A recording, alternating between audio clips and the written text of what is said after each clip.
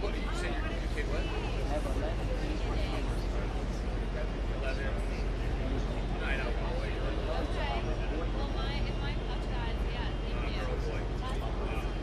But 11 is good. Like, you know, you got to lose. But 11 is a good year. It only gets worse. I'll tell you that. Little girl. Wait to see kids. Yep. But you know what she's got to do? She's got to love you. My daughter goes, yeah. Scorchers. How are things? Are the sea harbors so rude, ugly? She told me she was like me. Oh, but she said, I love you, Daddy. She wanted me to tell you that. Is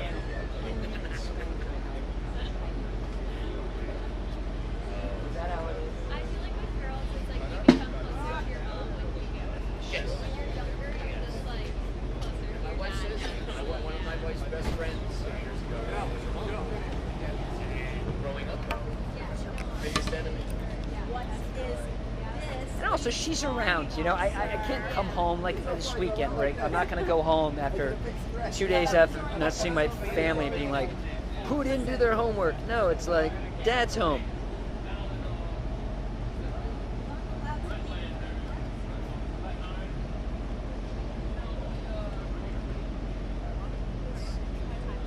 Yeah, less than 11, $50. Worse with the daylight tomorrow. Do I flip something or is it just the volume? No.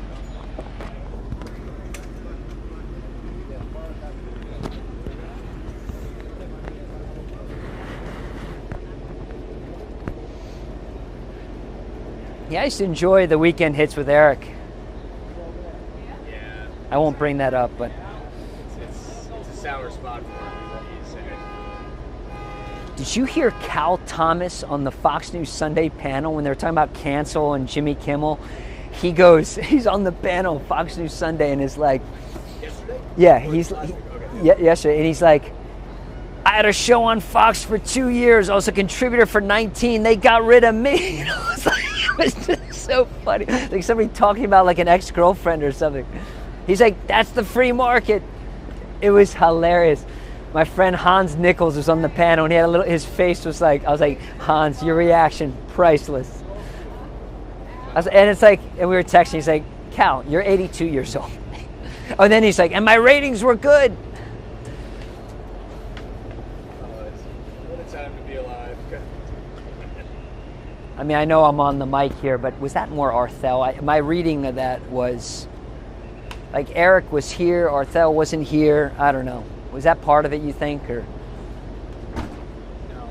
Oh. Yeah. Stays in the Fox vault. And thank you, everybody, for coming for this meeting. Thank you very much. Thank you.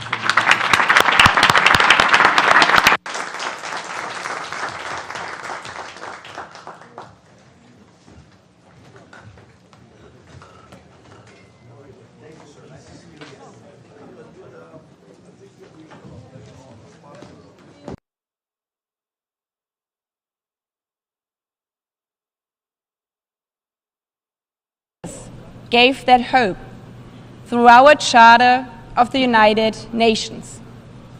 When signed on 26 June 1945, it was more than yet another empty political declaration.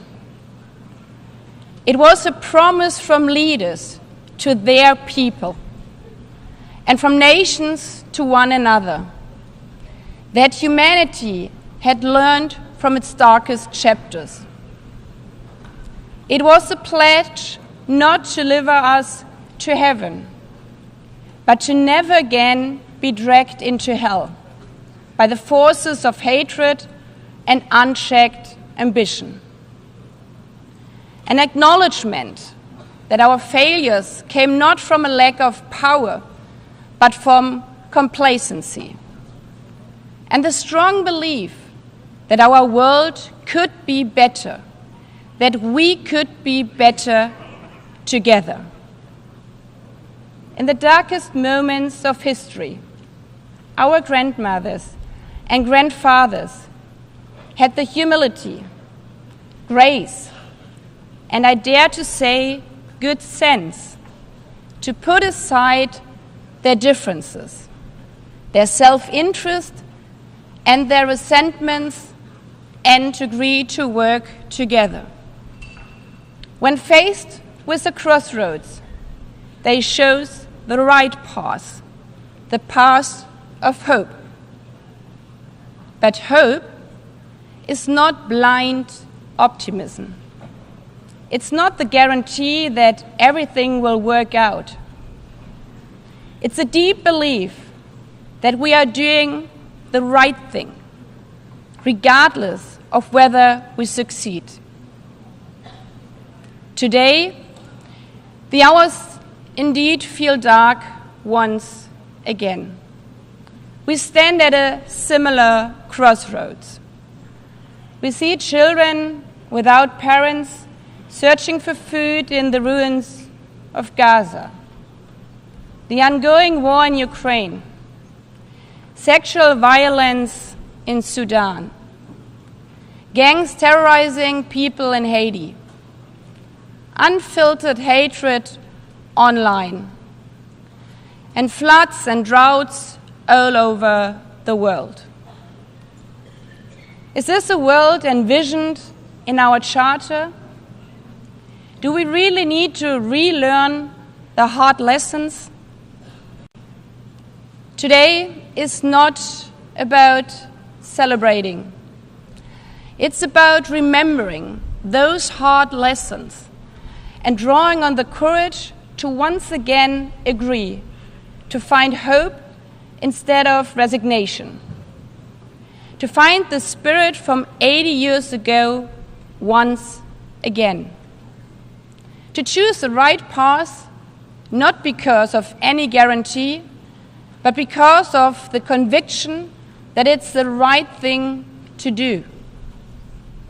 Mr. Secretary General, Excellencies, Heads of States, ladies and gentlemen, allow me to thank the artists, especially the young artists, for their wonderful performance, which have set the tone for our event.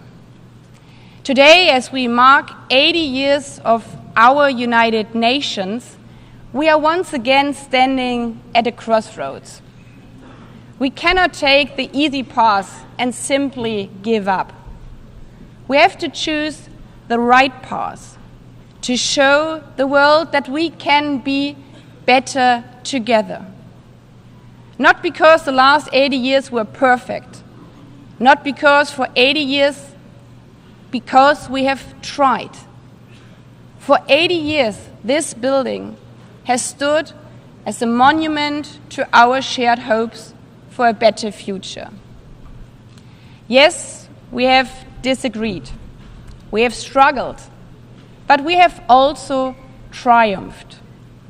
For 80 years, this institution has driven progress on sustainable development, peace and security, and human rights. Today's commemoration is not the story of an institution. It's a story of thousands, perhaps hundreds of thousands of people who tried to turn hope in something real. The people who stood between war and peace and chose peace. The people who are risking their lives to deliver food in Gaza. The people who are supplying education materials to girls in Afghanistan. The people who not only wear the symbol of the United Nations, but are out there on the ground, showing how we are better together. This is why this is the theme of this 80th session, better together. It's more than a hot motto, it's a hard-won truth. It's our commitment for the next 80 years. Our commitment to not only hope for problems to vanish, but to find the courage to confront them. Better together means to act where action is hard, to choose dialogue and diplomacy when division is easier. Hope at this 80th anniversary means that this session is not remembered not only for its milestone year, but as a moment when we called on extraordinary resolve equal to the extraordinary challenges we face. We owe this to the people, to the men and women, boys and girls who are not giving up, even in the darkest hours of war, who look still to the streaming blue flag for hope, the flag of our United Nations. Not perfect, not finished, but always better together.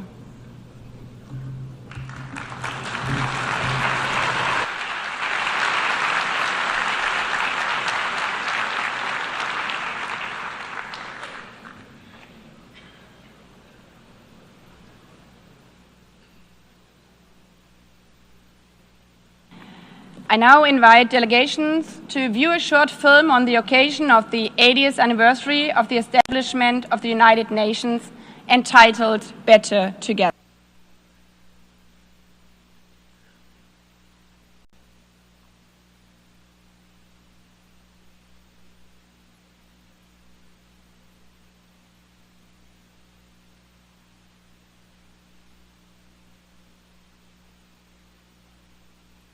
Chose peace. People who said, dignity cannot be broken. People who carried food on their backs, who rebuilt schools, who gave shelter to strangers. People who stood for the earth before it was too late. And the people who will carry it forward. The young, the unheard, the unstoppable. For 80 years, this has been and will be the work of humanity. Not perfect, not finished, but always better together. 80 years and more for peace, human rights, and sustainable development. UN. Better together. I give the floor to His Excellency Antonio Guterres, Secretary General of the United Nations.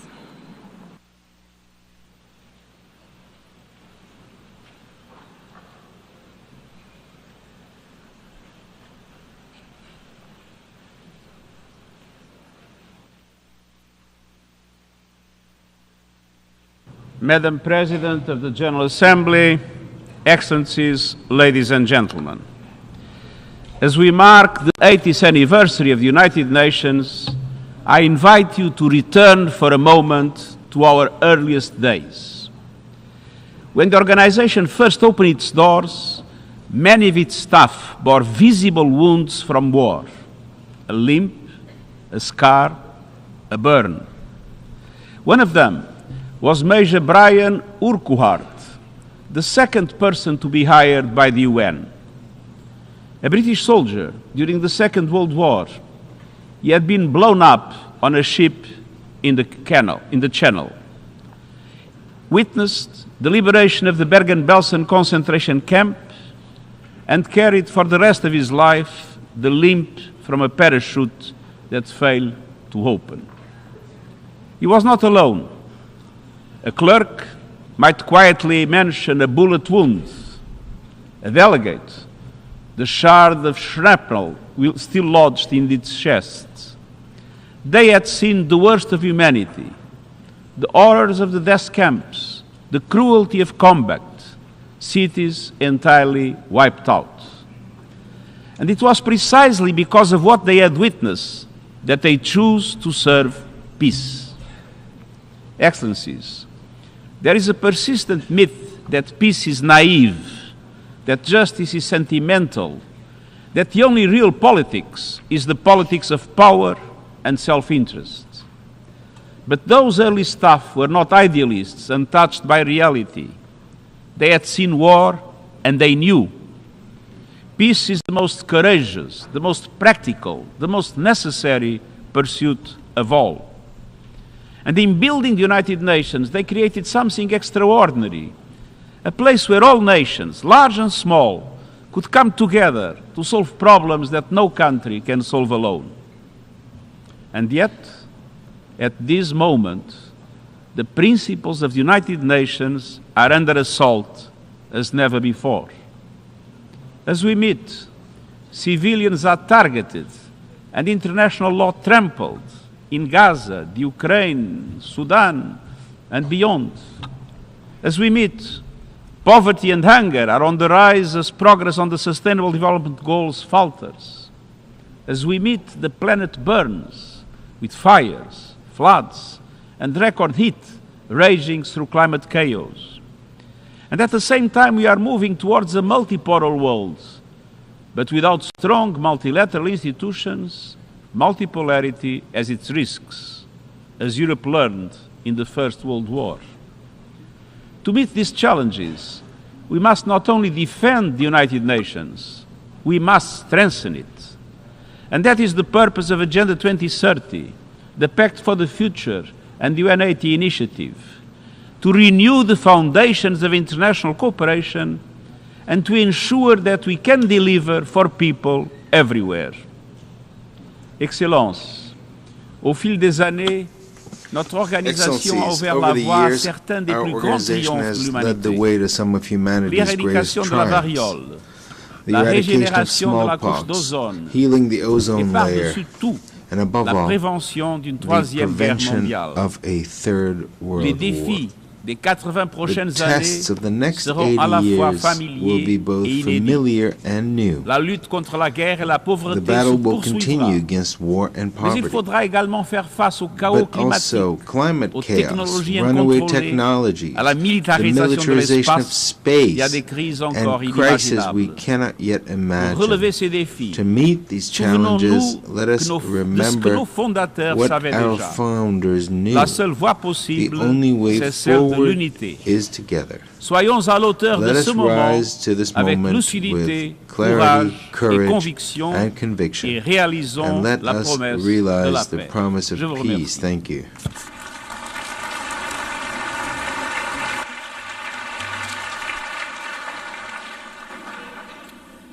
I thank the Secretary General. I have the honor now to give the floor to Her Excellency Ellen Johnson Sirleaf, former President of Liberia, 2011 Nobel Peace Laureate, and Africa's first elected female head of state, a champion of peace, justice, and democratic governments, a former United Nations staff member, and a steadfast voice for multilateralism.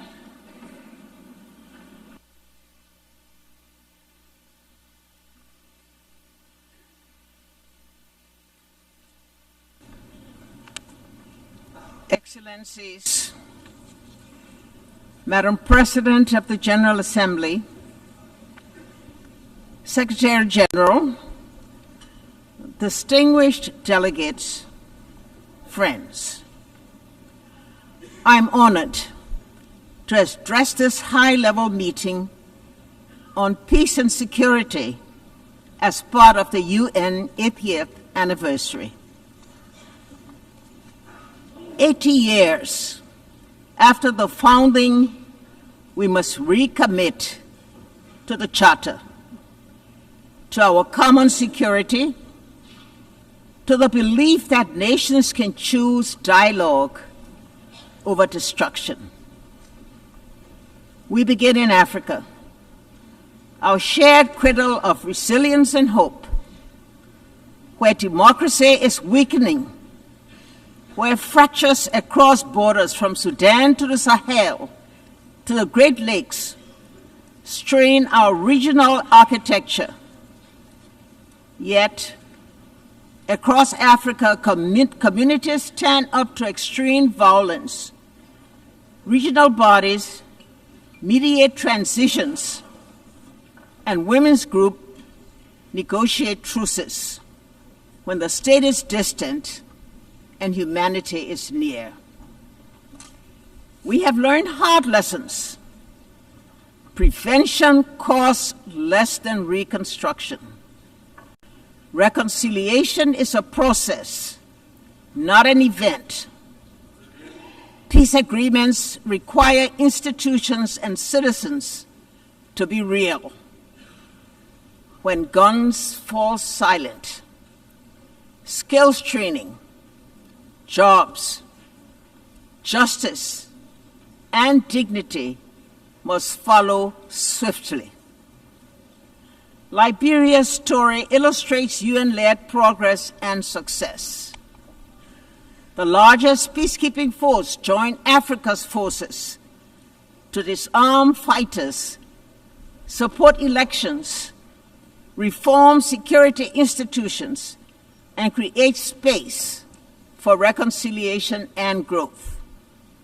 India's all-female formed police unit strengthened protection and public trust.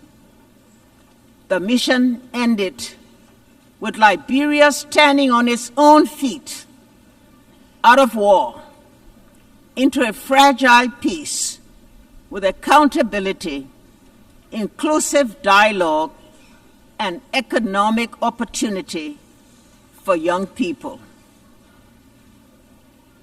We must acknowledge that the multilateral architecture built to shield future generations from war is underperforming. That global leadership lacks a unified effort to respond to a technological enabled world. Commemoration without candor is unaffordable. The world asks whether this House will protect civilians and uphold international humanitarian law. These are not words of despair.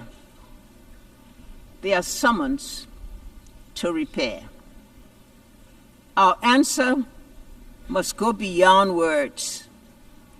It must translate into actions felt by a family in a tent, a nurse in a clinic, a child in school. A call for change, a renewed vision of collective security, and a broader approach to the triple planetary crisis and worsening inequality. The call for the new design of a new vision, better together, must ensure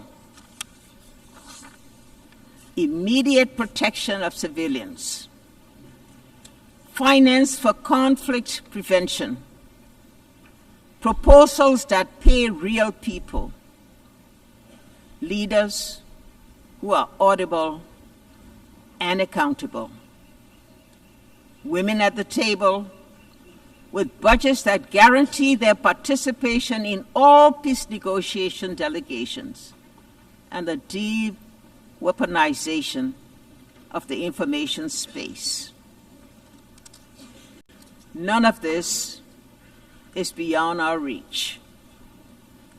It demands humility to listen, courage to compromise, persistence to implement.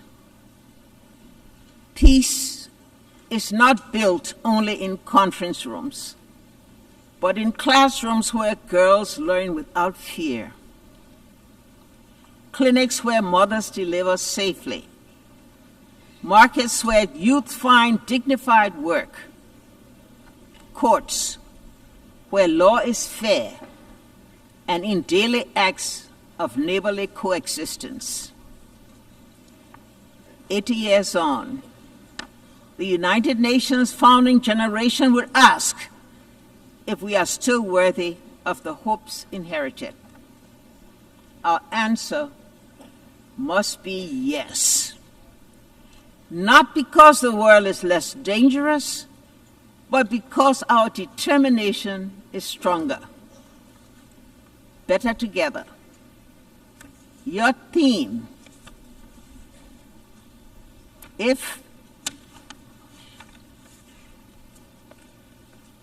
Better Together, your theme, it must be a strategy.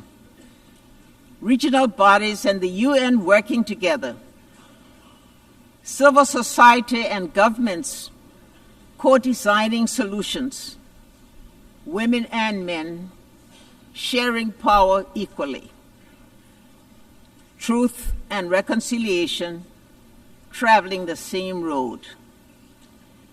Let us leave this anniversary with concrete commitments, funded priorities, and a timetable for action. Show those in shelters standing in the bread lines and awaiting news of loved ones that the United Nations, as it celebrates its 80th year, remains a place of peace, a place of refuge, a place of unity, and a place of hope. I thank you.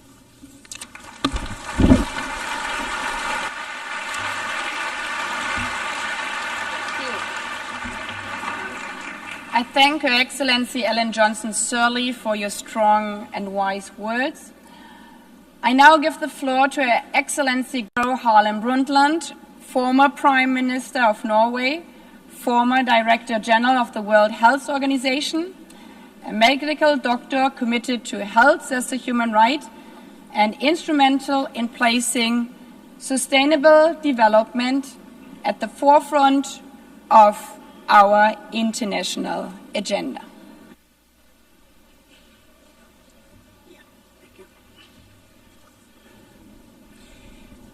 Madam President, Secretary General, Excellencies, ladies and gentlemen, it is a great honor for me to address you marking the 80th anniversary of the United Nations. I was born at the cusp of the World War II. My parents were both active in the resistance against the Nazi occupation of Norway, and we had to flee the country.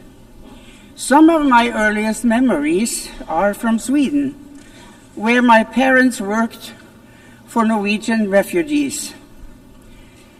And I grew up in a Europe where the ravages of war were still clearly visible, where millions carried terrible scars on their bodies and their souls.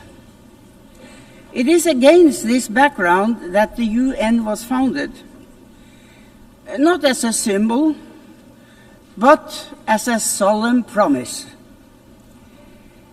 A promise to equip humanity with legal and diplomatic tools to prevent wars of conquest and domination. A promise to enshrine universal human rights as a bulwark against totalitarianism, racism, and oppression. A promise to foster peace, development, and dignity for all people. So, Madam President, let me highlight two areas where the UN has made an undeniable difference that also are part of particular importance to me personally. First, sustainability. When Secretary General Javier Pérez de Cuellar asked me to chair the World Commission on Environment and Development, I accepted with great humility. And I am very proud of the report we produced, Our Common Future. It helped cement the concept of sustainable development in our collective consciousness. Thanks to UN-led efforts, we started charting a path towards economic development that does not destroy the basis of life for future generations, our climate and our natural environment. But we are today exceeding the planet's boundaries and approaching tipping points where there is no way back. Over 80% of the targets under the Sustainable Development Goals are today off track. Second, President, gender equality. During the UN's International Year Women's Year in 1975, I had just entered government for the first time. Many of my male colleagues hardly knew how to deal with me. In 1979 came the UN Convention on the Elimination of All Forms of Discrimination against Women. In 1981, I became Prime Minister for the first time. In 1995, 30 years ago this month, I delivered my address at the 4th World Conference on Women in Beijing. I spoke of the moral and economic imperative to end gender apartheid. I believed too optimistically that we would have come further by now. I did not foresee the intensity of the pushback that would come. Even today, there are countries where not a single woman sits in the highest decision-making bodies, including among the P5. But despite such adversity, the UN has methodically worked to strengthen the position of women through education, through microfinance, through work for sexual and reproductive rights and health, and through intense and effective advocacy work. With resolve and determination, we will get there in the end. So, Madam President, I have lived longer than most of you. I have witnessed the tangible differences the UN makes through economic upturns and downturns, political ebbs and flows. I have no patience for those who dismiss the UN as outdated. We are going through a time of great geopolitical shifts and impressive, but also frightening, technological development.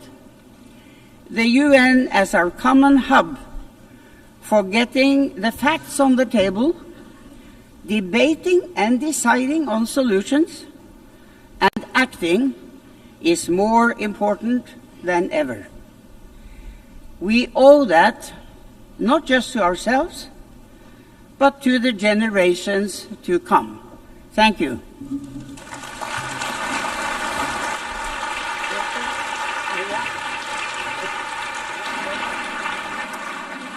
I thank Her Excellency Gro Harlem Brundtland for her blunt and powerful words.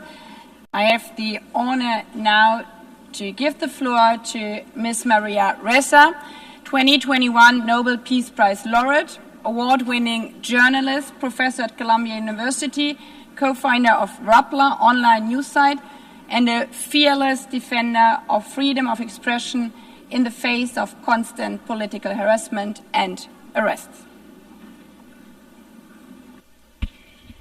President Baerbock, Secretary General Guterres, distinguished delegates, ladies and gentlemen. I'm normally chasing you here, and here I am. It's actually a very interesting place. Look, 80 years ago, this institution was born to prevent humanity from destroying itself. Never again, after fascism manipulated information, eroded truth, and dehumanized entire populations to enable genocide and global war. Today, we stand on the rubble of the world that was, and the challenge is to rebuild the United Nations for now, for this moment, when similar forces that led to those atrocities 80 years ago are now surging through digital platforms, insidiously manipulating us for power and profit. The biggest battle we face today is impunity. And it leads to our dehumanization in both the physical world, where wars rage from Ukraine to Gaza, and in the virtual world, where our minds and emotions are manipulated by surveillance capitalism for profit. To fight that, we need information integrity to remind us to be human. I became a journalist because information is power. But news groups lost our gatekeeping powers when an atom bomb exploded in our information ecosystem, a technological one that's silently destroying the very foundations the UN was built to protect. This is the deadliest period for journalists in recorded history. More than 240 journalists killed in Gaza alone. More than died in World War I, World War II, Vietnam, and the former Yugoslavia combined. This is unprecedented. They're targeted, and there must be accountability. We're living through an information Armageddon, where lies spread 6 times faster than facts on social media. That's a 2018 MIT study. It is so much worse today with generative AI. And the 3 sentences I've said over and over since 2016, without facts, you can't have truth. Without truth, you can't have trust. Without these 3, we don't have a shared reality. We can't begin to solve any problems, let alone the existential ones you heard from the speakers before me. We cannot have journalism. We cannot have electoral integrity. We cannot have democracy. This is manipulation of human behavior at the cellular levels of our countries. Algorithms reward outrage over empathy, spreading fear, anger, and hate, pumping us full of toxic sludge. Regulating technology isn't a free speech issue, it's about public safety. Because, as has been proven time and time again, online violence is real-world violence. As a Filipino, I'm proud that my country was a charter member of the United Nations, one of only 3 Asian founding nations. Our commitment to multilateralism and peace runs deep. But that legacy was tested under the Duterte administration. Among the actions it took, it filed 11 criminal charges against me in a little over a year. Until today, I still need Supreme Court approval to be here. But I'm here.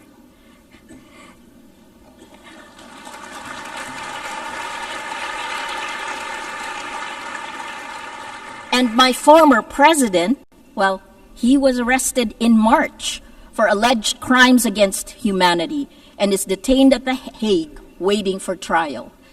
Impunity ends. The rule of law, championed now by the Philippines as it chairs the 6th Committee on Legal Questions, ultimately prevailed. We moved to it. The trends are clear. We are electing illiberal leaders democratically. As of March this year, VDEM said that 72% of the world is now under authoritarian rule. So we turn to you at the UN. It has its critics because you have to move faster. Security Council votes paralyze action on major crises. Outdated representation excludes rising powers. Bureaucratic processes respond too slowly to urgent threats. But as you know, the solution isn't to abandon multilateralism, it's to strengthen it by addressing the very impunity that undermines international law. At this time of creative destruction, I implore you to create. Here are 3 solutions. First, end big tech impunity through global accountability. We need binding standards for international to restore and regulate information integrity, just as we have for nuclear weapons and climate change. There are 2 new initiatives, first from the Vatican, created last weekend with His Holiness Pope Leo XIV, a declaration demanding artificial intelligence remain under human control with clear accountability mechanisms. The second one will be launched later today, a global call for AI red lines, which more than 200 of us have signed. We urge your governments to establish clear international boundaries to prevent universally unacceptable risks for AI, at the very least define what AI should never be allowed to do. Second, build alternative infrastructures for trust. It isn't just big tech that failed to protect the public in the virtual world. It's also you, the governments. At Rappler, we built a chat app using open source protocols. Countries that care about data privacy, France, Germany, all their government websites are on the Matrix protocol. It allows real people to talk to real people without manipulation. The vision is a global federation of trusted news organizations, because this is how journalism will survive and how we begin to build infrastructures of trust. Finally, the third one. Create. That's our word today. Invest in comprehensive solutions. Let your imagination run. 3 examples that's happening now. More than 3/4 of UN members now recognize Palestinian statehood, showing that international law can advance despite impunity.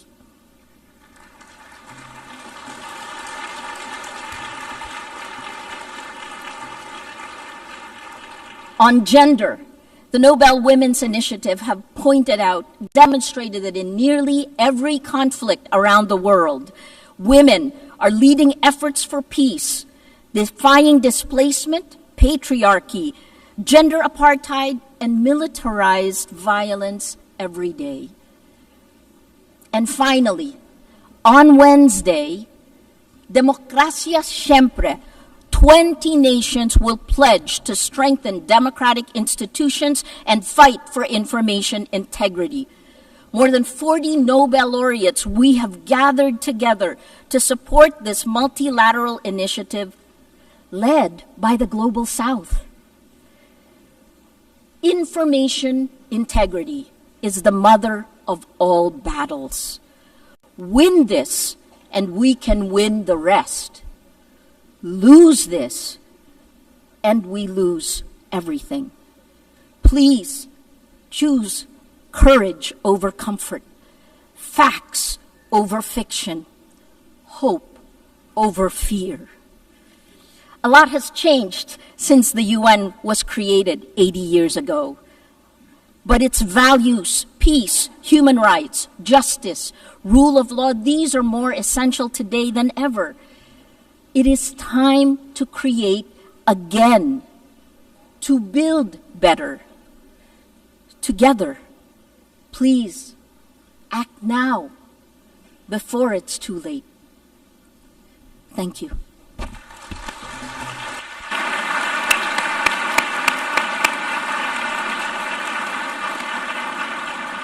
I thank Maria Ressa also for her very powerful words. I now invite Ms. Mariam Burka, United Nations Global Advocate for Peace and youth leader, whose work bridges art, activism, championing women's rights, youth empowerment, and peace building, to recite a poem.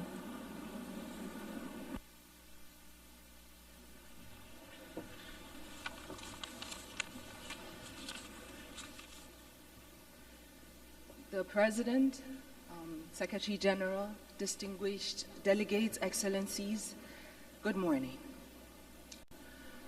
Walking these halls, I realized that the United Nations was not built from harmony. It grew out of the ashes of war and the grief watered by the collective memory of what happens when dialogue and cooperation fails. Its foundation is not peace achieved, but peace pursued, fragile, imperfect, necessary, not just worth fighting for, but requiring a fight. And today, 80 years on, we gather to honor what has been achieved. Nations rebuilt, walls of division lowered, millions lifted by the shared will. But these are victories worth remembering, but the story is unfinished. The cracks in the foundation calls us to repair, to act, not to retreat. Our world bleeds before our eyes. Children in conflict zones, nations silenced by hunger and war. And it begs the question, are we witnessing the collapse of conscience in real time? Because behind every pact, there are people. Behind every statistic, there is a story. And behind every commitment that we sign, there are lives depending on whether we honor our words or not. And so this is not the time to feel powerless, because yes, hope and despair can coexist in the same breath, because healing is not linear. The United Nations is not a monument, it is a mirror. And it reflects what we have dared to imagine 80 years ago. And today, here, it asks, will we dare again? Will we dare to work better together?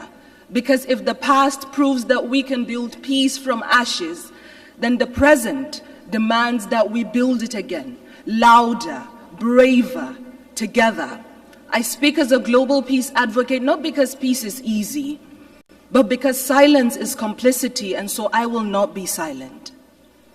You know, I used to think that peace was a place, a final destination we arrive at after all wars have ended. But I have come to understand that peace is not a line that we cross. It is a choice that we make over and over and over again, especially when it is the hardest, especially when it feels far away. Peace is not a silence we force into people's mouths. It is not the absence of war, but the presence of understanding.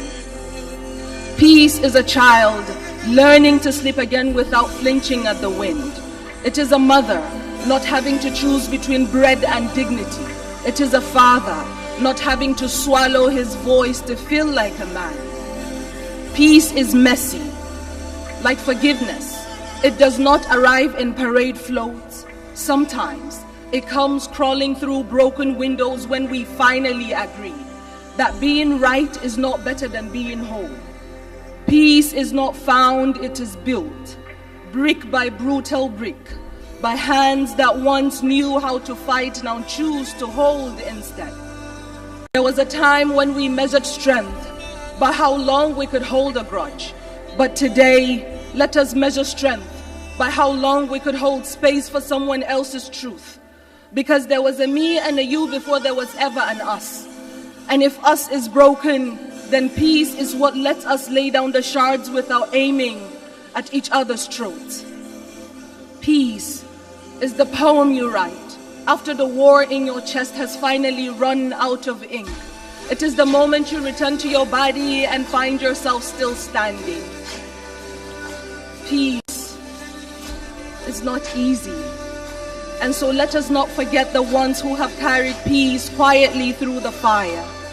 The women whose hands mend what war has torn, who rebuild homes from memory, raise children between checkpoints, hold their families like nations, because peace has always known the name of a woman, carried through the way that she chooses courage over collapse again and again.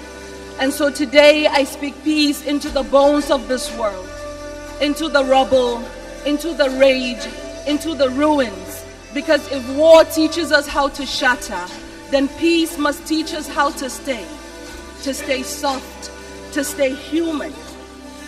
And perhaps what makes us human is not that we always succeed in peace, but that we dare again and again to seek it, refusing to let our brokenness be the end of our story.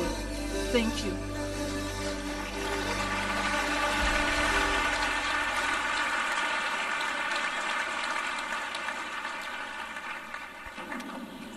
I thank Ms. Burkhan, and as we conclude and after listening to this beautiful poem, let me emphasize again, peace is only a word and better together is only a slogan until we embrace it.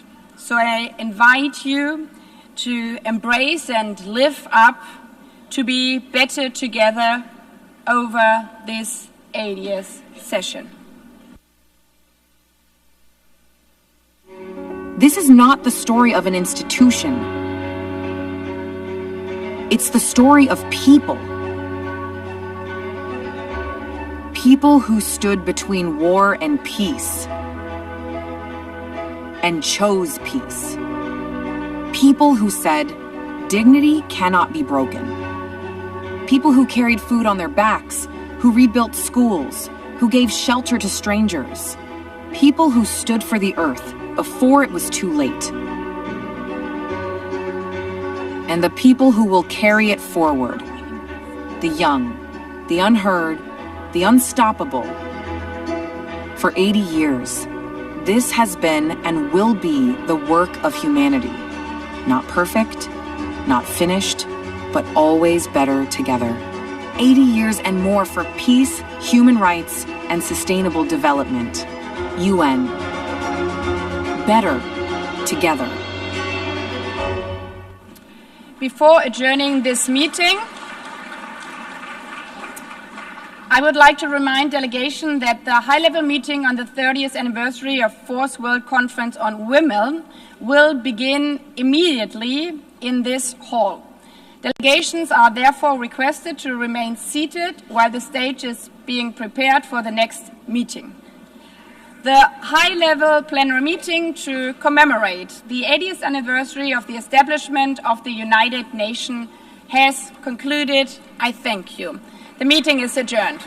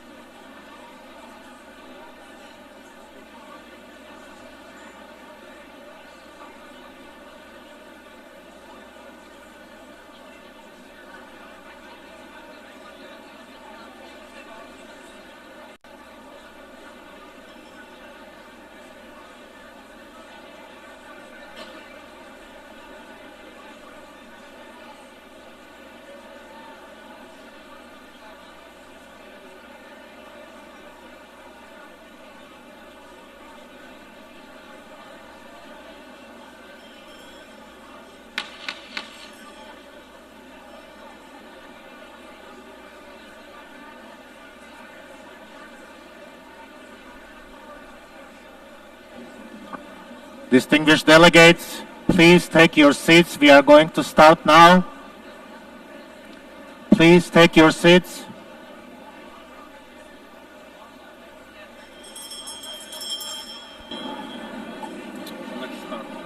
Good morning to those of you who just came into the room, and good to see the others again after our anniversary session.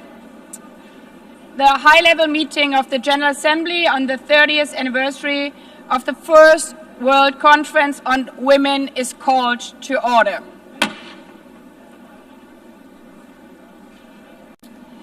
Heads of state and government, Secretary General of the United Nations, Excellencies, distinguished delegates, distinguished participants. I warmly welcome all of you to this high-level meeting convened to mark the 30th anniversary of the Fourth World Conference on Women and to renew our resolve to fully implement the Beijing Declaration and Platform for Action.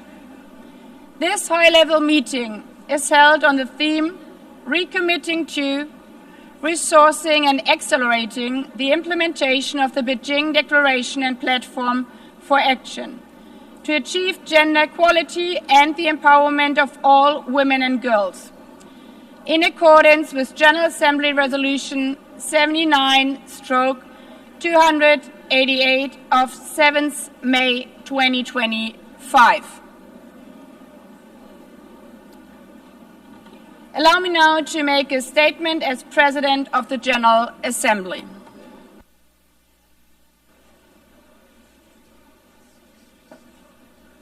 Please take your seats, distinguished delegates.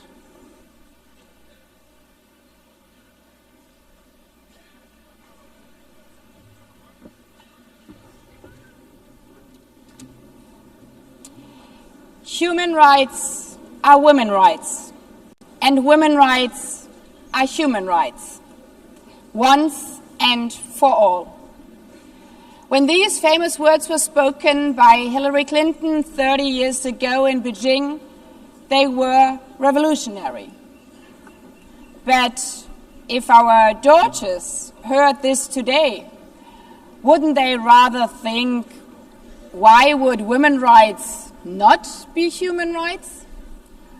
Our daughters who are the fastest sprinter in their high school, our daughters who are CEO of an AI startup, our daughters who have watched their mothers become the first female president of the Marshall Islands, of Namibia, North Macedonia, Peru, of Slovenia or Suriname. All presidents joining us here today.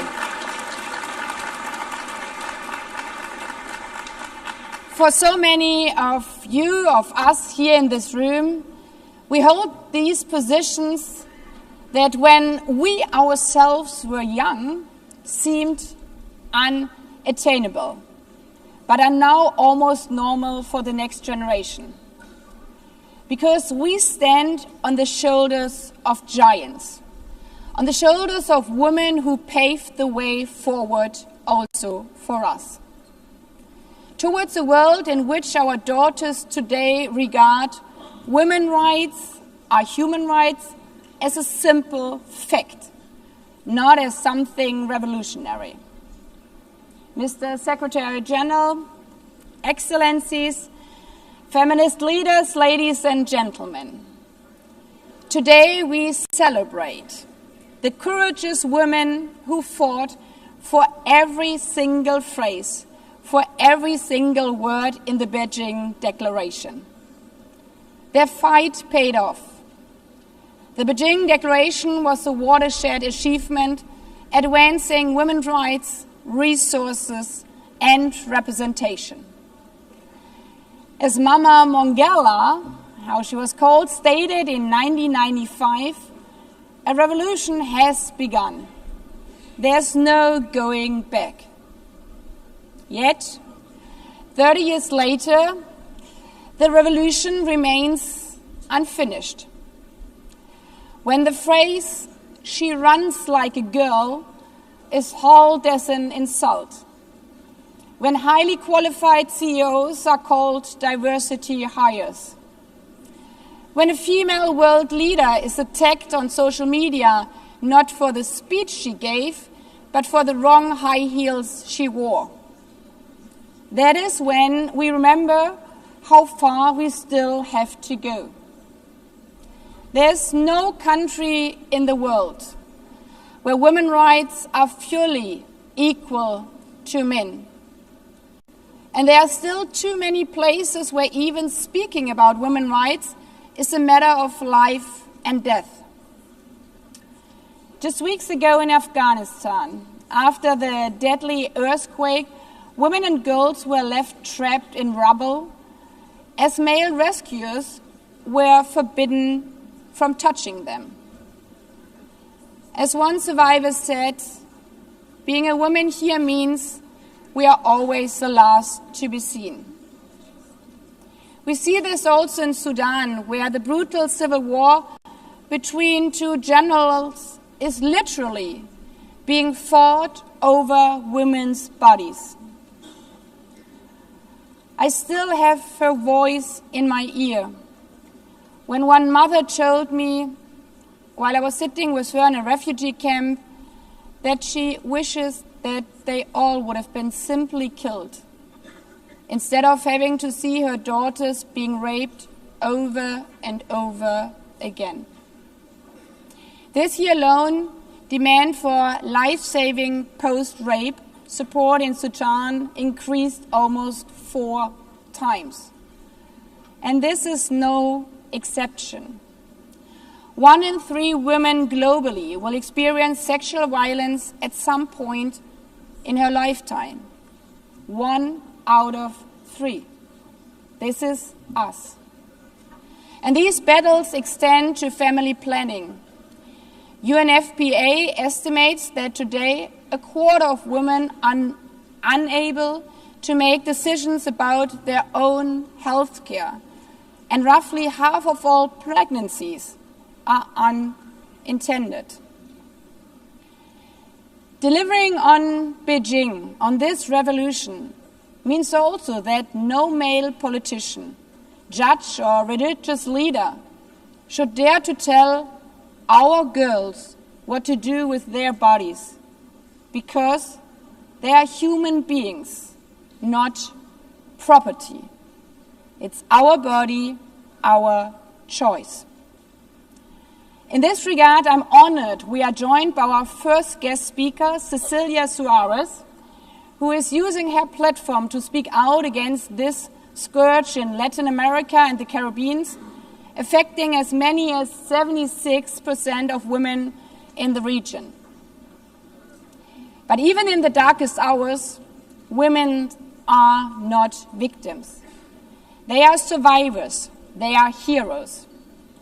And it's an extreme honor that we will also hear from our guest speaker, Nadia Murad, Nobel laureate, a hero who not only survived the unthinkable crimes of ISIS, but gave Yazidi women a voice and by that defeated a terrorist organization. Women like Nadia Murad remind us that women's rights are not only human rights, but human rights are the best weapon for peace.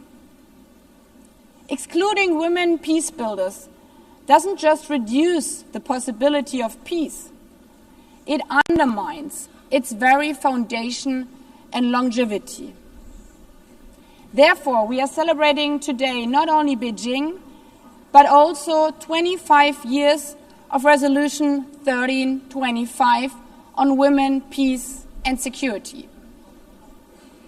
Excellencies, Beijing and Resolution 1325 promised not only rights, but also resources. And there, the revolution has barely begun.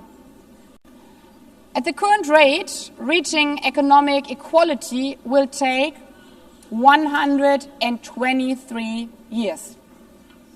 But women's economic empowerment is not just about doing a favor for women, but a favor for every society, every economy. As they say, it's economics, stupid. Closing the gender gap would increase global GDP by $7 trillion US. Which brings us to the third R, representation. We all know that when women are at the table, companies perform better, peace treaties last longer, and governments deliver more. Their presence is power. Yet, in this hall of principles, last year, fewer than 10% of speakers during high-level week were women. And out of all 80 presidents of the General Assembly, I'm only the 5th woman. Not even speaking about the Secretary General, where in 80 years we have never had a female SG. This is not just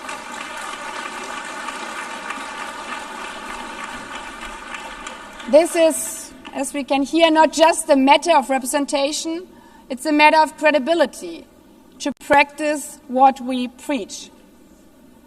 But it's not only who is leading, it is how we lead. Leadership means collaboration. The theme of this 80th session overall is better together. A motto which also guided Beijing, where so many women came together in networks like Femnet, led by Memory Kamba, a guest speaker here also today. Ladies and gentlemen, today we celebrate this spirit of better together and the courage of the women who paved the path to Beijing and beyond. But tomorrow we go back to work. As female presidents, as male presidents, as Olympic sprinters, as CEOs, as ordinary mothers and daughters.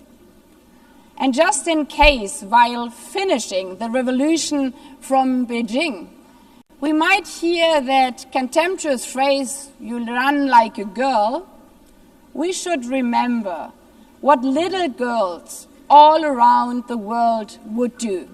Exactly that.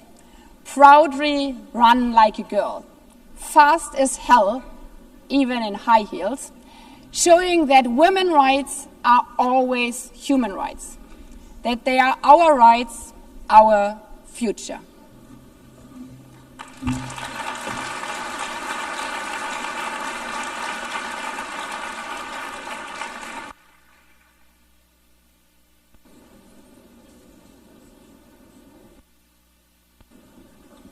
I now invite the Secretary General of the United Nations, His Excellency Antonio Guterres, to make a statement.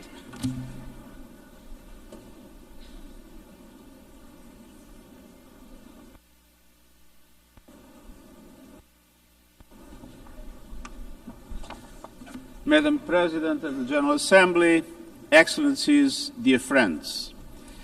30 years ago, the world came together to affirm that the rights of women and girls are not separate, secondary, or negotiable. They are human rights. The Beijing Declaration and Platform for Action is the most ambitious global political commitment on women's rights ever achieved. And it has helped to power advances in some critical areas: legal protection, political participation, education, maternal mortality, recognizing the need to tackle violence against women as a global priority, and more. But progress has been slow and uneven, and no nation has achieved full equality for women and girls. Sustainable Development Goal 5, gender equality, is lagging far behind. Hard-won gains are now under attack.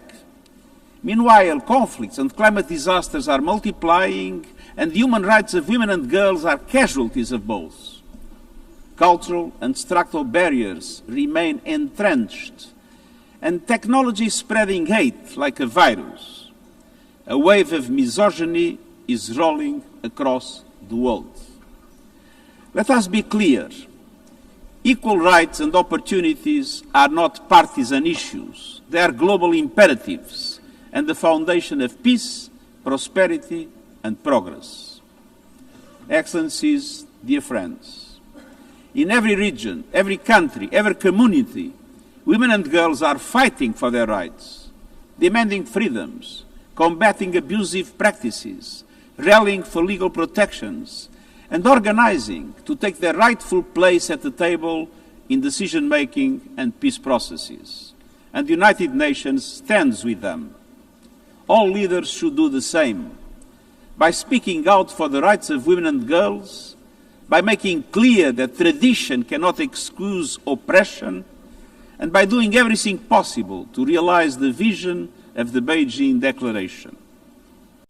Excellencies, dear friends, early this year, countries took an important step forward. The Commission on the Status of Women adopted a new political declaration committing to implement the Beijing Declaration and Platform for Action fast and in full. So now all countries must live up to that responsibility. We need strong, visible support at the highest levels and concrete plans backed by real investment. To support women's organizations, services and solutions, to deliver the Beijing Plus 30 action agenda, to advance socio-economic empowerment, to defend women's rights, and to confront a challenge that was barely imagined 3 decades ago. Artificial intelligence is reshaping our world, but the transformation is unfolding in an industry dominated by men, shaped by biased data, and driven by algorithms that frequently reinforce discrimination. We must confront violence and online hate and ensure that technology serves equality, not exclusion. And that includes a priority in investing in women and girls' education in science, technology, engineering, and mathematics. Because women's participation in decision-making on this issue and every other, it is not a gift, it is a right.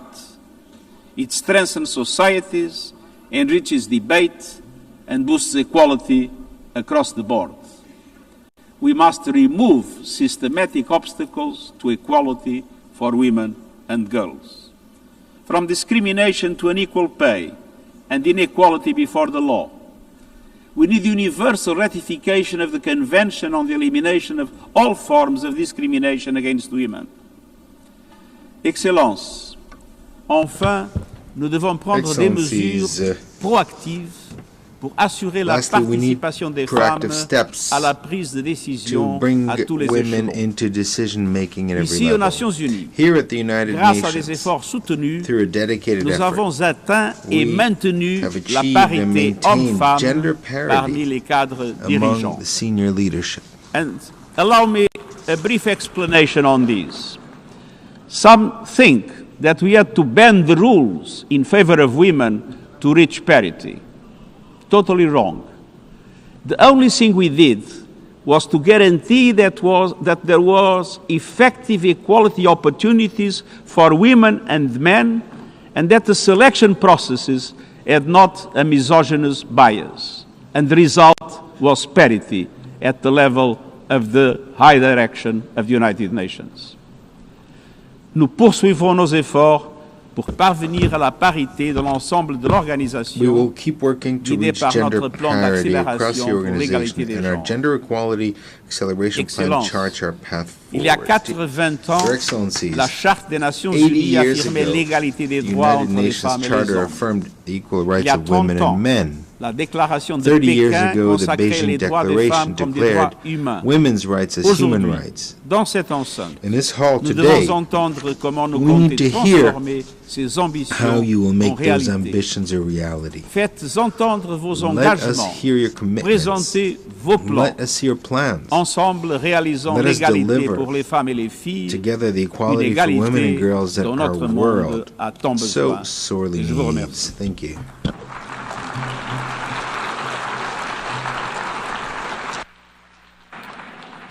I thank the Secretary General. I now invite Her Excellency Huang Shouwei, Deputy Head of the National Working Committee on Children and Women of the State Council of China, as host of the 4th World Conference on Women, to make a statement.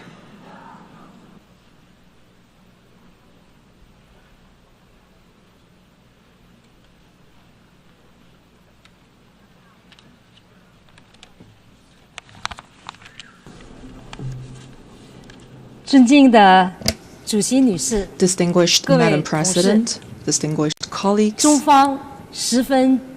China commends the General Assembly for convening this meeting to mark the 30th anniversary of the Beijing World Conference on Women. Just as what Madam President stated, the Beijing Declaration and Platform for Action for Women has a milestone kind of significance. It is a source of wisdom and strength, and it continues to provide a blueprint for action that continues to guide global efforts towards gender equality. Over the past 3 decades, the World Conference on Women has been a catalyst for tremendous change, from advancing legal reforms to expanding social services, from empowering women to enhancing their participation. Countries have made notable strides toward gender equality. Countless women have undergone profound transformations, moving from silence to voice, from the margins to the center, and from dependence to independence. These achievements testify to the foresight and enduring vitality of the Beijing Declaration and Platform for Action. Gender equality is not only a human right, but also a powerful driver of sustainable development.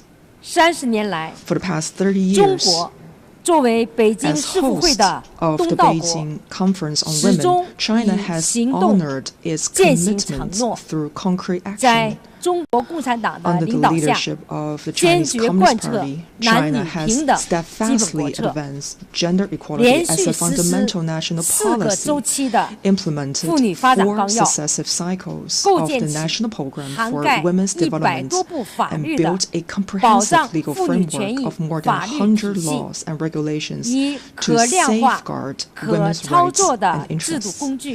With measurable and effective institutional mechanisms, China has significantly strengthened women's empowerment in the fields of economy, health, education, employment, political participation, and social protection, benefiting 690 million women.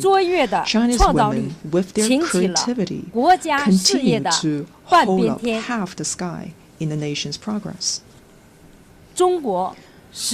China has consistently championed the advancements of women around the world. In partnership with the United Nations, China established the Prize for Girls and Women's Education, with Professor Peng Liyuan, spouse of President Xi Jinping, serving as special envoy. China has trained more than 200,000 female professionals from over 180 countries and regions, and has carried out empowerment projects totaling over $40 million in more than 20 countries. The Global Center for Digital Empowerment of Women, established by China, offers a new platform to help bridge the digital gender divide and to promote women's meaningful participation in AI development.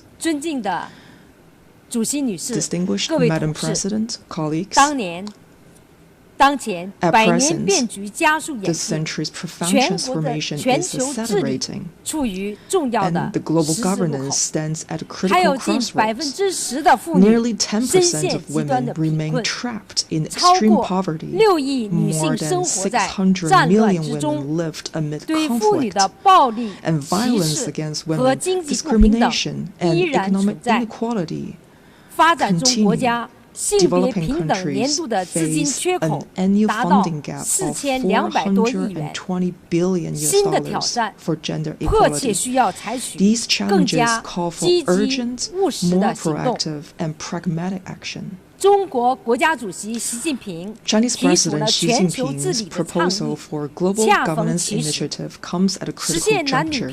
Advancing gender equality and the full development of women requires strengthened international cooperation, accelerated action, and sustained commitments. At this new starting point, China calls for the following: continued advancement of the equal development of women. Safeguarding women's rights and interests should be elevated as a national priority and embedded as a social norm.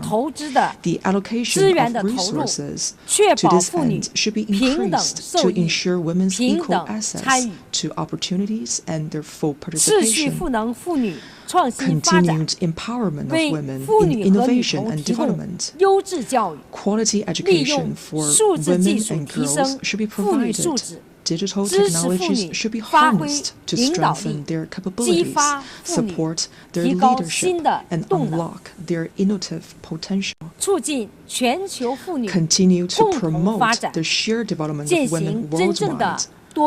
All countries should uphold genuine multilateralism and fully leverage the vital role of the UN, deepen South-South cooperation and North-South dialogue, and expand financial and technical support for developing countries, leaving no woman or girl behind.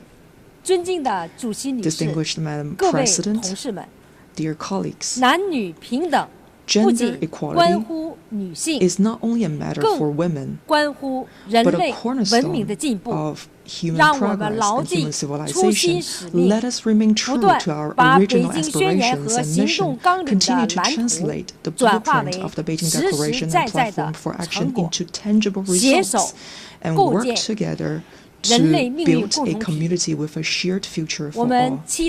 I look forward to welcoming you at the Global Summit on Women in Beijing. Thank you.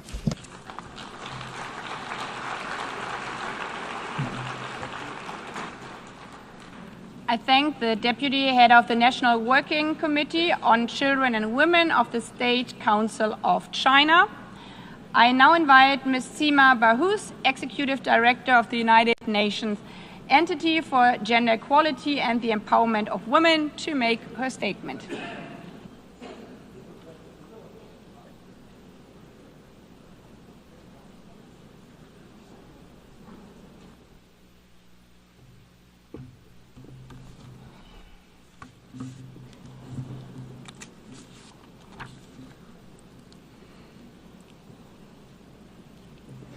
Madam President of the General Assembly, Secretary General, distinguished heads of state and government, Your Majesties, Ministers, Excellencies. 30 years ago, the Beijing Declaration and Platform for Action changed the world. It brought the UN Charter's principles and promises to life for women and girls. Human rights, dignity, equality. To this day, the Beijing Declaration remains the most visionary, groundbreaking, and far-reaching global agenda for gender equality and women's rights. And it has delivered. Today, girls are far more likely to finish school than any other moment in history. Maternal deaths have nearly halved. The number of women in parliament has more than doubled, and nearly every country has laws to end violence against women and girls. And in just the last 5 years alone, nearly 100 discriminatory laws have been reversed. Every step forward was hard-won by feminist movements, by governments, by the multilateral system, and every step forward proved the same truth: gender equality works. But progress has not been fast enough, wide enough, or deep enough, and in too many places it is being reversed. On our current path, 351 million women and girls will still live in extreme poverty by 2030. And today, 676 million women and girls live within reach of deadly conflict, the highest recorded since the 1990s. Women and girls in crises suffer unspeakable atrocities, hunger and violence from Afghanistan, the DRC, Gaza, the Sudan, Ukraine, to Yemen and beyond. Women and girls bear the brunt of crisis. We owe it to them to spare no effort in the pursuit for peace. Excellencies, the very systems built to advance and fund gender equality are being hollowed out quietly but deliberately. This is not just regression, it is retreat. But the future is not fixed. Another path is still possible. Excellencies, as we commemorate 80 years of the United Nations and 30 years since the Beijing Declaration, 2025 must be our turning point. This is why, in this pivotal year, we asked governments to recommit with bold, measurable actions across a roadmap of 6 priority areas. And you answered. 108 governments have stepped forward with 196 national actions on the Beijing Plus 30 action agenda. You are investing in care systems, strengthening gender data, and funding women peace builders on the front lines. You are putting power, protection, and possibility in the hands of women and girls. You are harnessing technology and innovation to advance, not hinder, equality. And you are enacting laws to protect women and girls from violence. Your actions reflect partnerships with feminist movements who have carried this agenda through times of backlash and breakthrough alike.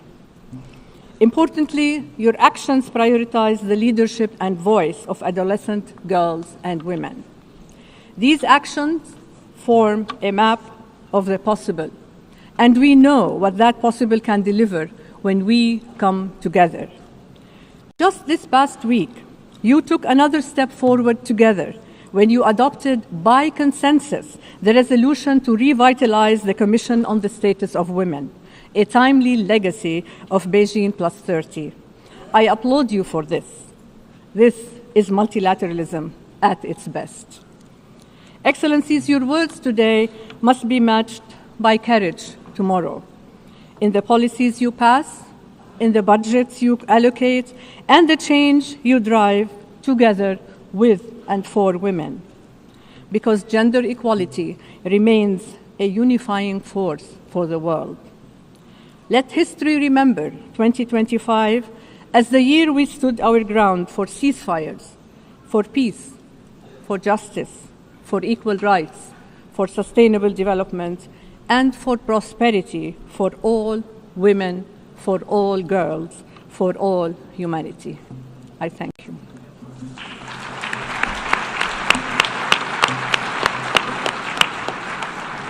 I thank the Executive Director of the United Nations Entity for Gender Equality and the Empowerment of Women.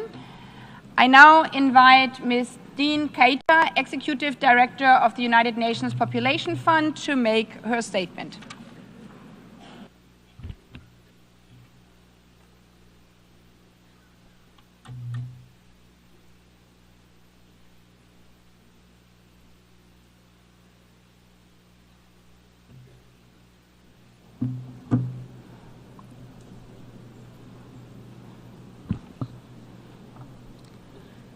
Mr. Secretary General, Madam President, Excellencies, esteemed colleagues.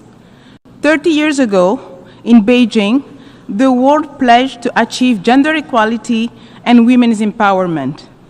1 year earlier, at the International Conference on Population and Development in Cairo, government affirmed that sexual and reproductive health and reproductive rights are a precondition for women empowerment and essential to dignity and development. Population, sexual reproductive health and rights, and gender equality are inextricably linked. Beijing and Cairo go hand in hand, mutually reinforcing and universal. Today, we gather not only to commemorate, but also to thank the member states for their effort. While significant progress has been made, it is fragile. Too many women still die giving birth. Too many women and girls are denied safety and opportunity. Millions of youth and marginalized people do not have their most basic needs met.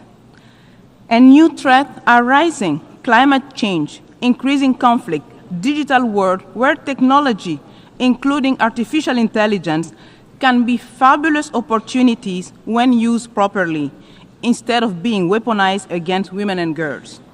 Demographic shifts are reshaping societies. Rapid population growth in some regions, aging in others, rising migration, systems are strained, inequalities deepen, reproductive rights come under threat. Excellences, je m'adresse à vous aujourd'hui en tant que nouvelle directrice exécutive de UNFPA. J'assume cette responsabilité avec humilité et détermination. Déterminée à protéger les acquis, à défendre haut et fort les droits humains, à aller plus loin ensemble, afin que les promesses faites à Beijing et au Caire soient enfin tenues. Le Fonds des Nations Unies pour la population se tient à vos côtés, aux côtés de nos partenaires des Nations Unies, de la société in the United Nations civil society, and particularly women's organizations and networks as they continue their tireless work to promote the rights and choices of women and girls in all their diversity. UNFPA's contribution to these efforts is unique. As a public health and population agency, we work to ensure that every woman and girl can live free from violence and decide freely on her future. Sexual and reproductive health and rights are the foundation of equality in our society, the best investment in the better, fairer world envisioned in the 2030 agenda. Honor Beijing and Cairo with urgent action. Under our Secretary General leadership, we look forward to delivering as one with our sister agency on the ground. Let us recommit to do better together and make sure that no woman should die while giving life. Let's invest in right and choices, the foundation of justice, prosperity, and peace. Merci. Merci. I thank the Executive Director of the United Nations Population Fund. I now invite Ms. Hala Haidar, Chair of the Committee on the Elimination of Discrimination Against Women, to make her statement.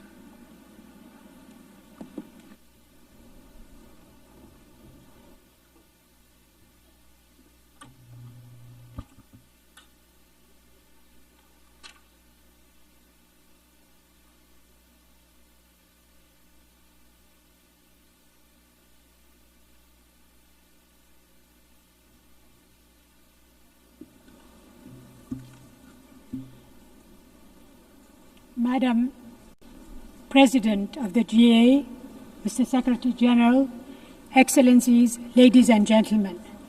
30 years after Beijing, it must be said loud and clear, gender equality is not a favor. It's not optional. It is justice, peace, and progress for all humanity. Beijing gave us a powerful blueprint. It mandated the world to tackle 12 urgent areas: poverty, education, violence, decision-making, among others, and it transformed global policies. We have made gains, stronger laws against gender-based violence, more girls in schools, and a growing recognition that women's rights are human rights. But let us be honest, we are at a crossroad. Around the world, we witness a backlash against women's human rights, their underrepresentation in decision-making, online abuse, and discrimination against women being coded into new technologies. Moreover, we are horrified by the impact of conflict on women and girls. This is why CEDAW, the committee and the convention, matters more than ever. Beijing gave us the vision. CEDAW gives us the compass. The convention is legally binding. It holds states to account and measures progress and turns promises into rights that cannot be taken away. CEDAW covers every Beijing priority, defends women's economic rights, access to resources, calls for education, a force of transformation, places gender-based violence against women at the center of its concern and demands action. It advances women's voice in peace and security processes, and in that regard, CEDAW has just published an addendum on WPS.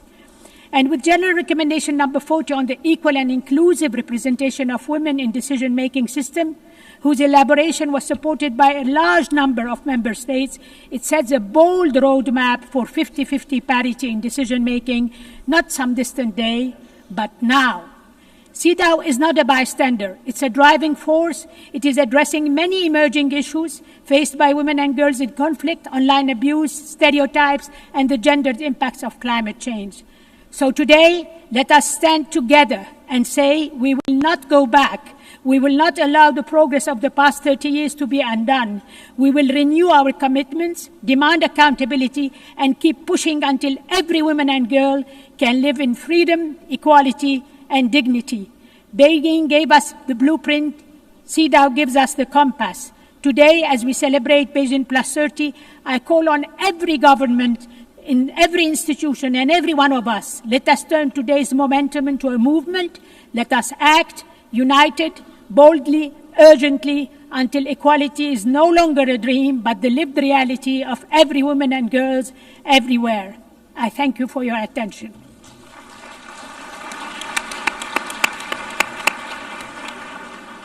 I thank the chair of the Committee on the Elimination of Discrimination Against Women.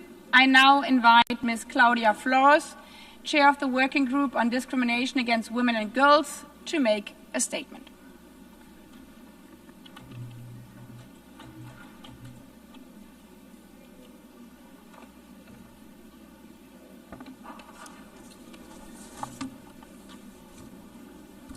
Excellencies, distinguished delegates and colleagues, it is an honor to join you in my capacity as chair of the UN Working Group on Discrimination Against Women and Girls. Thank you for including the working group in this landmark discussion.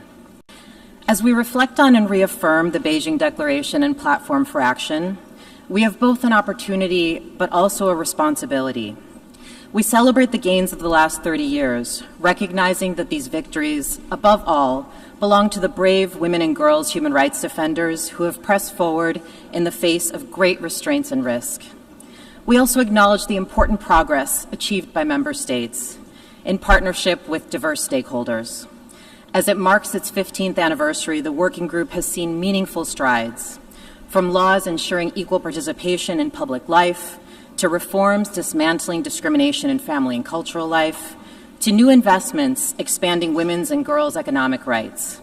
These advances demonstrate what is possible when states commit systematically to equality in all of its dimensions. Yet, we must also confront the reality that alongside this progress, and perhaps in response to it, a troubling wave of backlash threatens women and girls' rights worldwide, including challenges to the very concept of gender as the social and cultural norms and power relations we have built around sex. We see retrogressive narratives and policies designed to restrict rights and divide movements for dignity and equality. These are not abstract debates. They are concrete harms with grave costs for women and girls. In our most recent response, the working group, together with 30 independent mandate holders, issued a joint statement reaffirming the centrality of gender to the protection of human rights. Today, I urge states to act with determination to preserve international consensus and protect hard-won gains for women and girls. At the same time, we also recognize that these moments of challenge can be moments of opportunity. The working group remains committed to supporting states and stakeholders in advancing substantive gender equality as articulated in CEDAW. This year, through its forthcoming report on artificial intelligence and through the CREATE framework presented in its latest guidance, this framework offers a holistic and inclusive pathway to counter the gender backlash and to foster the transformation needed for a global community truly rooted in human dignity. Excellencies, while we celebrate the achievements of member states, civil society, the United Nations, all who are gathered here, we must also confront urgently and honestly what it will take to achieve gender equality. We can't afford another 30 years of effort only to see progress unravel. What is needed now is investment and political will to hold the line, the clarity to find ways forward amidst mounting challenges, and the integrity to trust women and girls as they continue to lead the way. Thank you.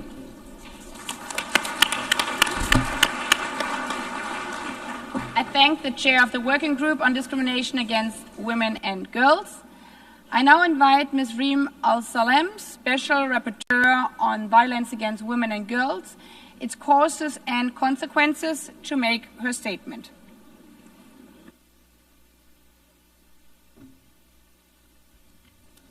Madam President of the General Assembly, Mr. Secretary General, Excellencies. 30 years ago, the Beijing Declaration and Platform of Action, the BDPA, gave the world a visionary blueprint that recognized the structural, societal, and individual causes of violence against women and their consequences. Today, as we commemorate its anniversary, we must recommit to its promise with honesty and courage.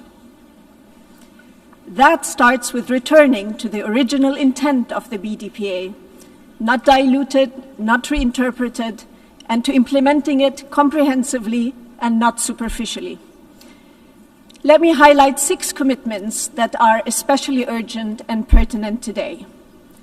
First, we must reaffirm women's inherent dignity and humanity. The BDPA mentions dignity 7 times and humanity 5 times, reminding us that women are not a subset, but are half of humanity. Yet today, those words have vanished from our policy language as though women's most basic worth and rights could be set aside. If we lose the language of dignity and humanity, we lose the foundation of equality. Second, we must reclaim the material reality of being female. The BDPA references the term sex or a derivative of it 176 times, recalling that all major human rights instruments prohibit discrimination on that basis. And yet, 3 decades later, the architects of the BDPA would be in disbelief to learn that stating this truth is branded by some as hateful, outdated, and regressive. Third, we must confront the rampant commodification and objectification of women and girls. Their bodies, their sexuality, and even reproductive functions have been turned into products for the sale and purchase, creating patriarchal entitlements and control, both online and offline. The BDPA was gravely and rightly concerned with this exploitation, particularly of prostitution and trafficking for sexual exploitation, and urged states to prosecute those who profit from it. Today, we must finally heed that call. Fourth, the BDPA identified aggression, colonialism, and foreign occupation as causes of grave violations, ethnic cleansing, genocide that fall within cruelty on women and girls. While governments stand idly by, women and girls, particularly in Palestine and in Afghanistan, are being intentionally and systematically targeted and destroyed. These atrocities and the impunity granted to their perpetrators expose the profound hypocrisy of governments who claim to defend women's rights while turning a blind eye to their annihilation. Fifth, the BDPA demanded accountability. But instead of an increased access to justice, we are seeing the opposite, on several fronts undermining rights hard won. Perpetrators of rape, trafficking, war crimes, and genocide walk free, flaunting their impunity while some governments boast of their support to them. And finally, the BDPA warned against excessive military spending, recognizing that militarization fuels violence against women while draining resources from peace, women empowerment, and ending violence, as well as social justice. Yet today, the global arms race intensifies, leaving women and girls to pay a hefty price. Excellencies, 30 years ago, states believed this agenda was achievable. If this was possible then, it is possible now, not as an act of charity, but as a necessity and undeniable right for women, for half of humanity. That half is watching, and that half will hold you to account. Thank you.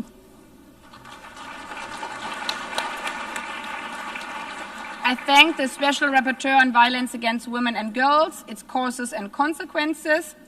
I now invite Cecilia Suarez, UN Global Advocate for the Spotlight Initiative, to make her statement.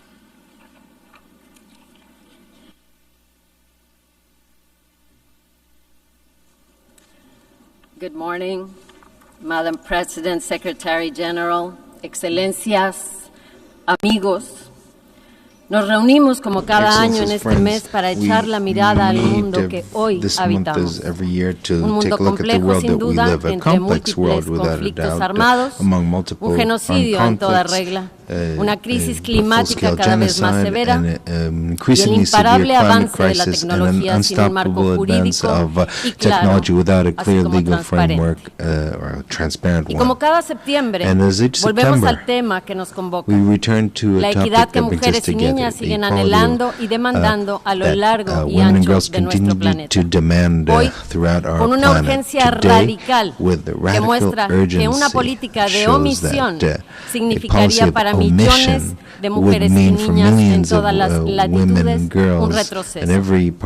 No es sorpresa para nadie que la inversión global en equidad de género resulte una ficha comodín dentro de los presupuestos globales. Los números así lo demuestran. Tan solo en lo que llevamos en 2025, la lucha por la equidad de género presenta un déficit presupuestario de 420 billones de dólares.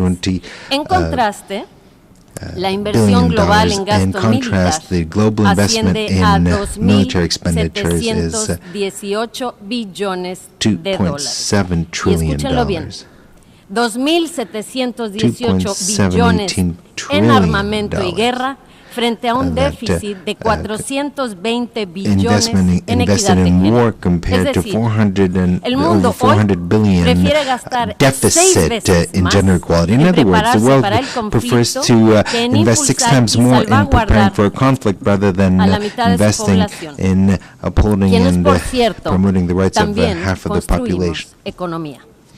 La pregunta inevitable es, ¿qué hemos normalizado para creer que tener los medios de destrucción es más importante que garantizar el desarrollo y las oportunidades de mujeres y niñas?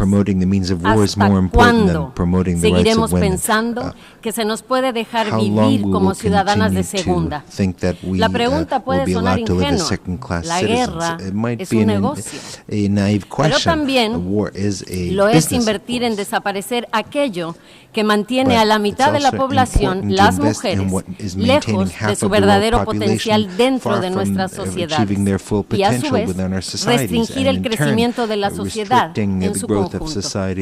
Y lo volveremos a decir, se tiende a ver y entender esta brecha como algo que oprime, aflige y alcanza únicamente a las mujeres. Pero no nos equivoquemos. Preguntémonos, ¿qué es lo que realmente pierde un hombre cuando es educado y adoctrinado en el aparente privilegio de su masculinidad? ¿Qué es lo que tanto tememos sea visto y reconocido en ellos? La duda, la ternura, su verdadera fragilidad o su capacidad para sentir. Podría también mencionar que el 90% de las organizaciones trabajando en pro de las mujeres han sufrido recortes financieros durísimos este año. La situación es crítica.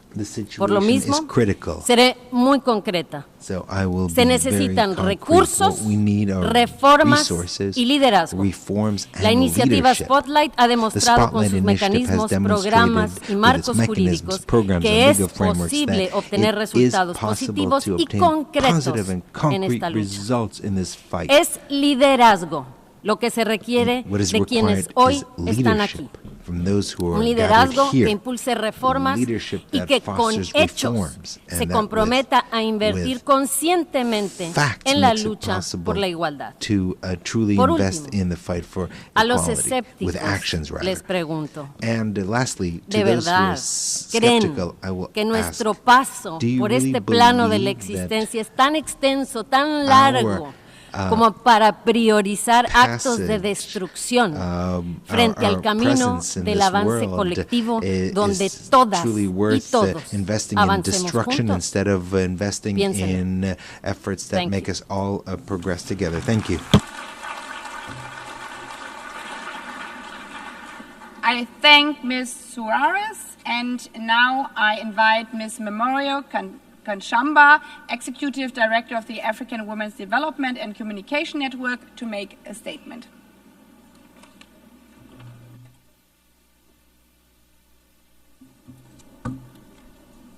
Your Excellencies, distinguished guests, brothers and sisters, thank you for this opportunity to speak at this occasion.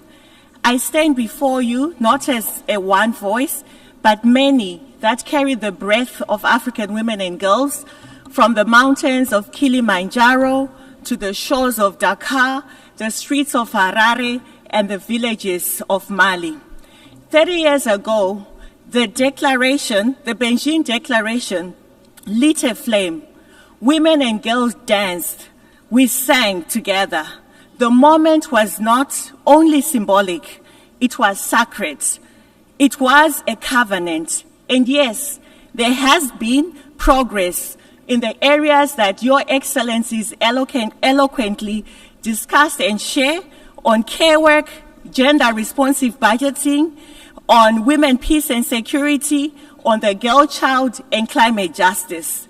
But let us be honest, even though this has entered the discourse has not delivered.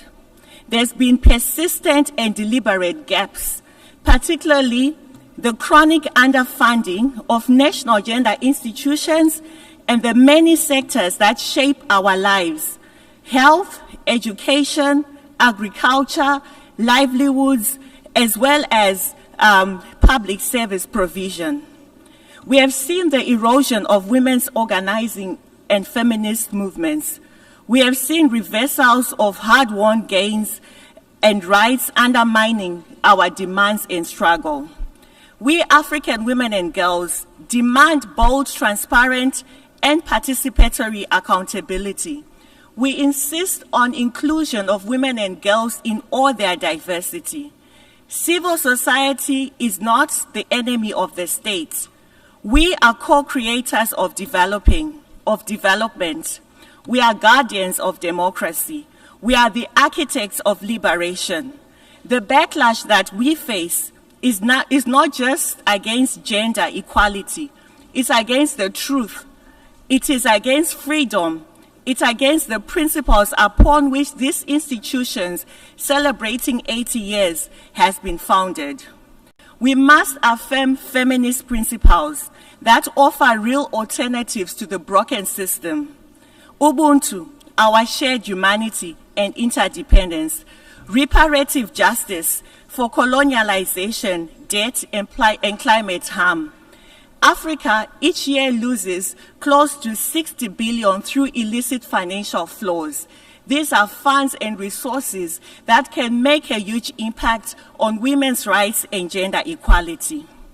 Your Excellency, we also face a lot on our peace as a continent, on the dignity, on the extraction that we see of critical resources in the name of advancing climate transition.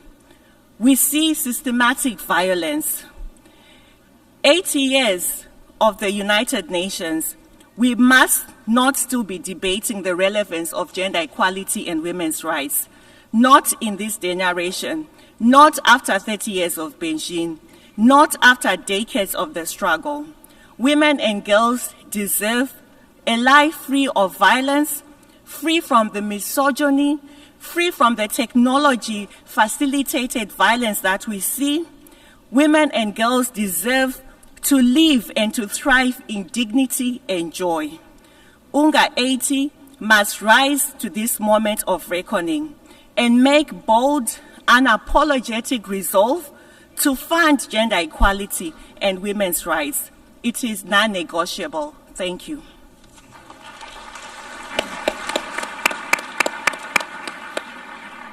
I thank Ms. Kachamba. I now invite Ms. Nadia Murad, Nobel Peace Laureate and founder of Nadia's Initiative, to make her statement.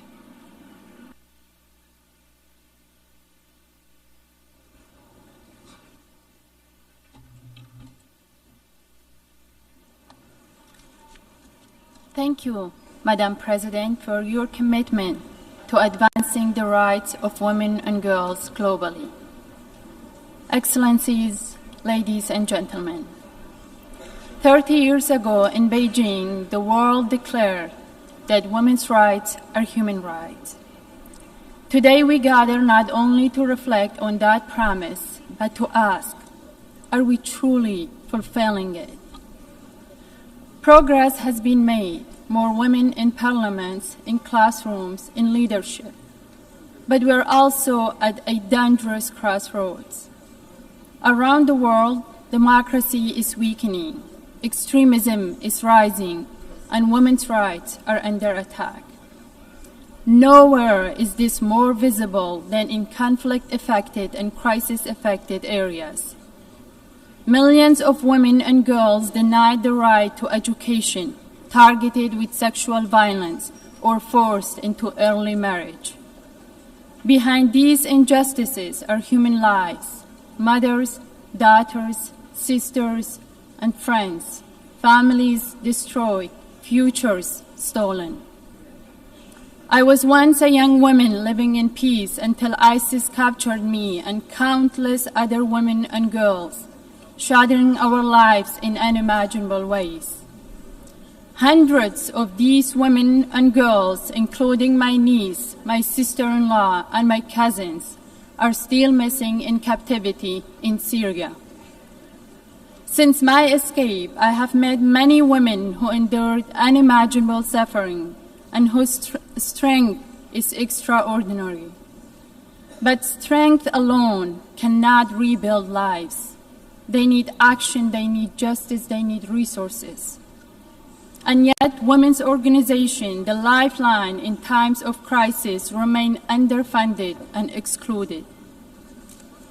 Perpetrators of sexual violence continue to enjoy impunity. Equally urgent, the international community must hold accountable regimes, groups, and governments that deny women and girls the rights, those that legalize child marriage, restrict education, or enact discriminatory laws. Justice must extend beyond individuals to the system and structures that perpetuate inequality. If we are serious about the Beijing Platform for Action, then we must do three things. Fund the women's organizations on the front lines, guarantee women's full participation in peace and security, hold perpetrators and oppressive systems accountable, because impunity should never be an option. These are not just policies, they are promises we owe it to every woman and girl. Sustainable peace is impossible while half of humanity's population is silenced or targeted with violence. 30 years after Beijing, reflection is not enough. We must accelerate. The next generation of women and girls deserve to inherit no more promises, but the reality of equality, justice, and dignity. Thank you.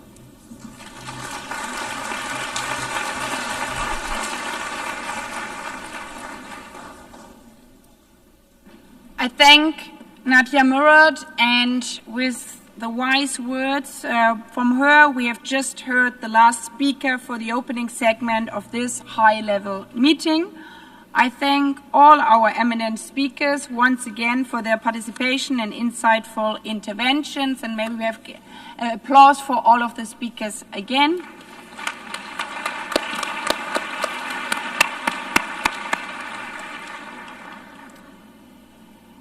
Heads of state and government, ministers, excellencies, distinguished delegates, distinguished participants.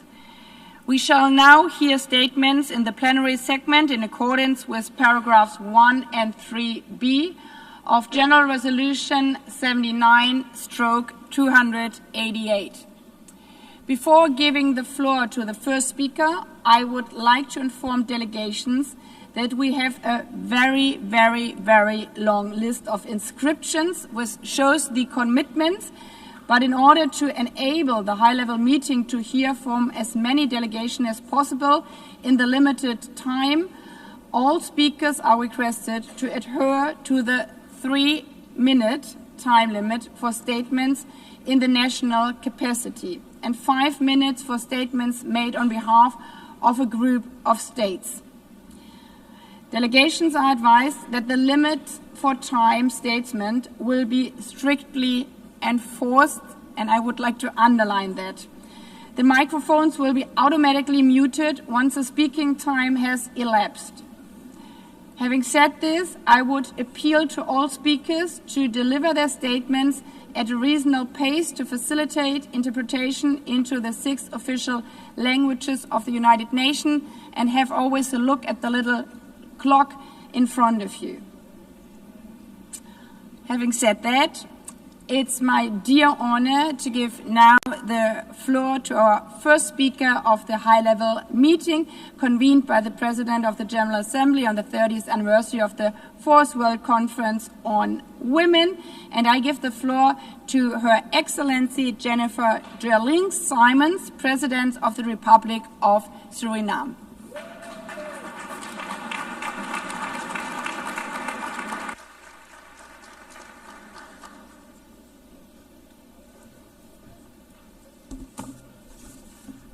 Excellencies, it is with great honor and responsibility that I stand here as the first female president of the Republic of Suriname and also the first member state speaking today as we commemorate the 30th anniversary of the 4th World Conference on Women. This historic occurrence in my country has not only cracked the glass ceiling, but more importantly paved the way for particularly girls to dream about something that was perceived uncommon only about 3 decades ago. Today, we celebrate the work and advocacy of many pioneers at both political and intergovernmental levels in bringing the cause of women's empowerment and gender equality to the center of the global agenda. Madam President, as I pause to reflect of the role of women in Suriname, I can conclude that women of my country historically have always been on the forefront in the fight for freedom, justice, and economic development. Suriname remains committed to the Beijing Declaration and has made gradual progress in strengthening legislation, advancing gender-sensitive policies, and implementing programs to address persistent inequalities. Persistent challenges such as economic disparities, gender-based violence, and underrepresentation of women in leadership. These must be addressed with renewed urgency and vigor. We also face new and have to address new challenges, like the negative influence of social media on the self-image of many girls and young women. In closing, Madam President, Suriname reaffirms its unwavering commitment to advancing the rights, empowerment, and full participation of women and girls in every aspect of life. As a priority action, my government commits to further improve access to STEM education for girls and the protection of women and girls against gender-based violence. Advancing gender equality means progress in achieving sustainable development for all. Working as equals, living as equals, as women and men, we are better together. Thank you. I thank Her Excellency, and again, congratulations for being the first of your kind, the first female president of Suriname. Congratulations.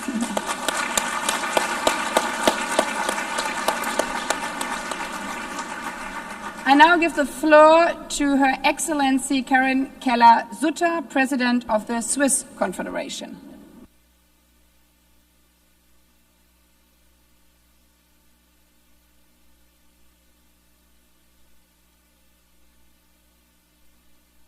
Madame la Présidente, Excellences, Mesdames et Messieurs, la déclaration et le programme d'action de Beijing sont aujourd'hui encore notre boussole.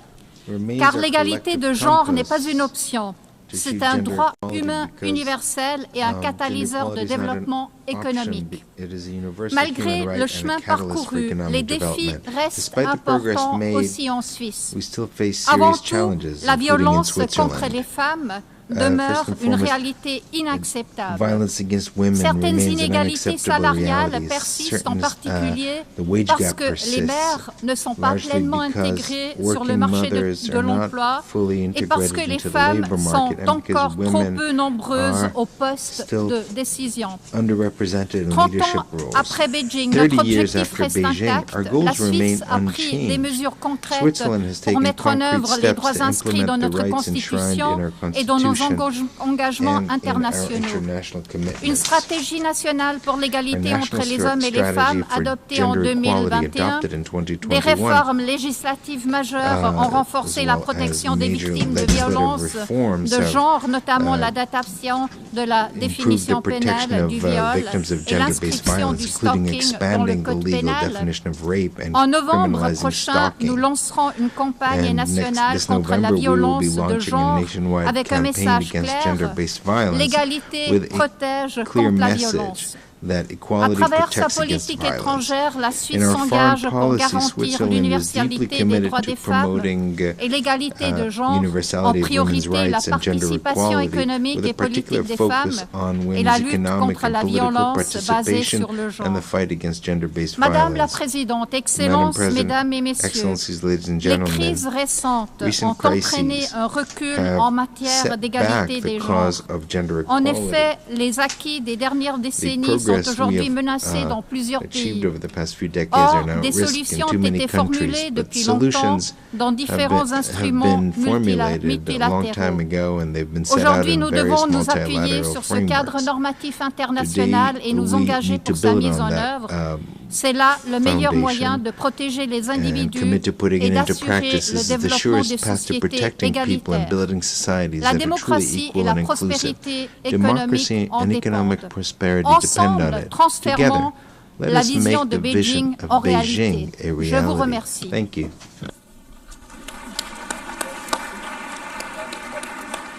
Merci beaucoup.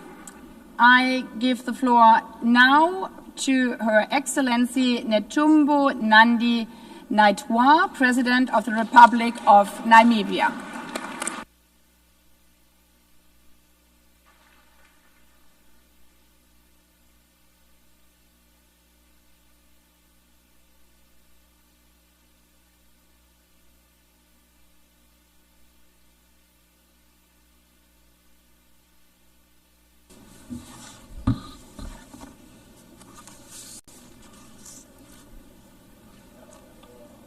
Madam President, gender equality and women empowerment have been key priorities for Namibia's government since our independence in 1990. We have shown strong political will through adopting international commitments, including the Beijing Declaration and the Platform of Action, which are domesticated in our national gender policy. 30 years ago in Beijing, we affirmed that women's rights were indeed human rights. Since then, Namibia has always built on the strong foundation of this declaration to draw a strong link on issues related to women and development and access. Our progress in the area of political inclusion and legal frame are grounded in this and underpinned our deep commitment to achieve progress for empowerment of women. As a result of this, Namibia closed 81.1% of its gender gap, ranking 8th globally and first in Africa as per the 2025 World Economic Forum Global Gender Gap reports. As President, I'm happy to highlight our historical milestone. Namibia now has a female president, vice president, Speaker of the National Assembly, and Secretary General of the SWAPO Party, the ruling party in Namibia.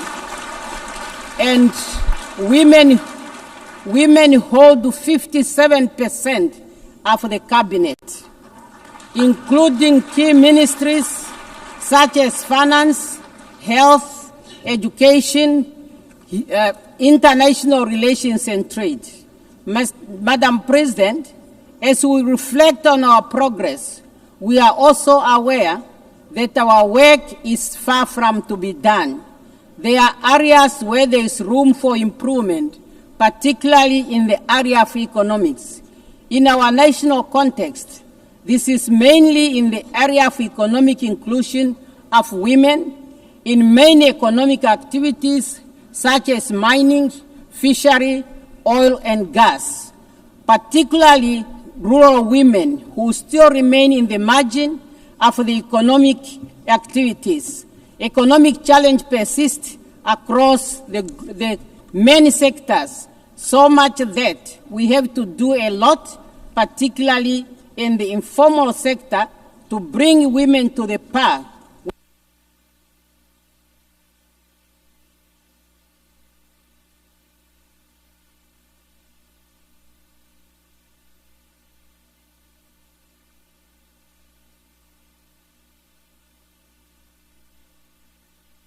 Madam President, thank you.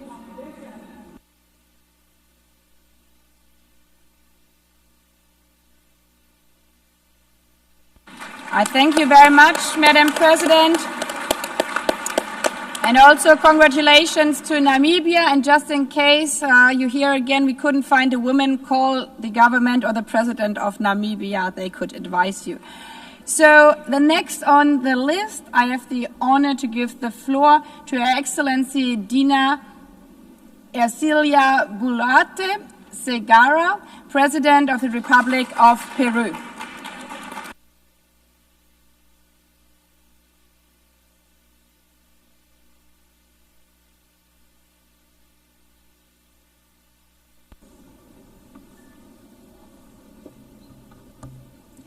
Gracias, señora presidenta. Thank you very much, Madam President. Han transcurrido 30 años desde la adopción de la Declaración y Plataforma de Acción de Beijing, un hito histórico que marcó el compromiso político internacional más importante para alcanzar el empoderamiento de todas las mujeres, adolescentes y niñas, y el pleno ejercicio de sus derechos humanos en condiciones de igualdad. Desde entonces, hemos alcanzado resultados relevantes. Se han reducido las brechas en el acceso a la educación y el mercado laboral. Un número creciente de mujeres accede a espacios de toma de decisión y se han fortalecido las normas para combatir la violencia, la discriminación contra las mujeres. Sin embargo, Presidenta, aún persisten brechas estructurales que limitan el desarrollo de las mujeres y las niñas, pues la pobreza extrema y la multidimensional, la discriminación y la violencia nos siguen afectando desproporcionadamente.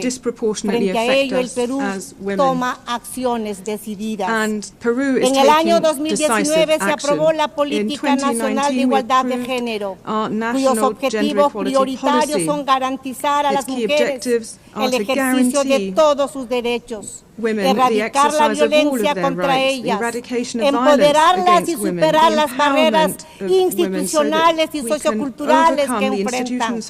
Contamos con más de 400 centros de emergencia mujer a nivel nacional. emergency women's centers across the country. Con un enfoque intercultural para atender casos de violencia contra las mujeres y poner fin a este flagelo. Financiamos con recursos públicos proyectos para afianzar la autonomía económica de las mujeres. Apuntamos a reconocer legalmente el derecho al cuidado y a crear un sistema nacional de cuidados para garantizar este derecho, así como acreditar y certificar las competencias de las personas cuidadoras, muchas de cuales son mujeres. Trabajamos para garantizar el acceso de las mujeres a una educación de calidad, así como para promover una mayor inclusión laboral e incrementar su participación política en todos los niveles de gobierno. Y con mucho orgullo informo que el matrimonio infantil fue abolido en el año 2023. Señora Presidenta, como la primera mujer presidenta en más de first woman president. The interpreter apologizes. The microphone does not appear to be working.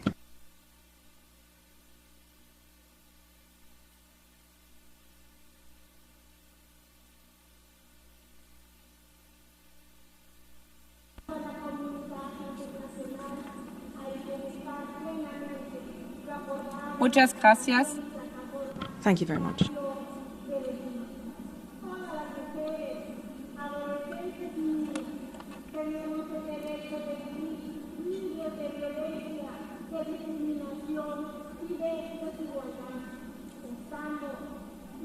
Madam President. Muchas gracias. Muchas gracias, and also to you, congratulations for being the first female president. And may I remind all speakers and maybe also all delegation to look at the script again. I'm very sorry for that one, but we have so many presidents and prime ministers speaking in a row. The next I may introduce is Her Excellency Nataša Pirc-Musar, President of the Republic of Slovenia.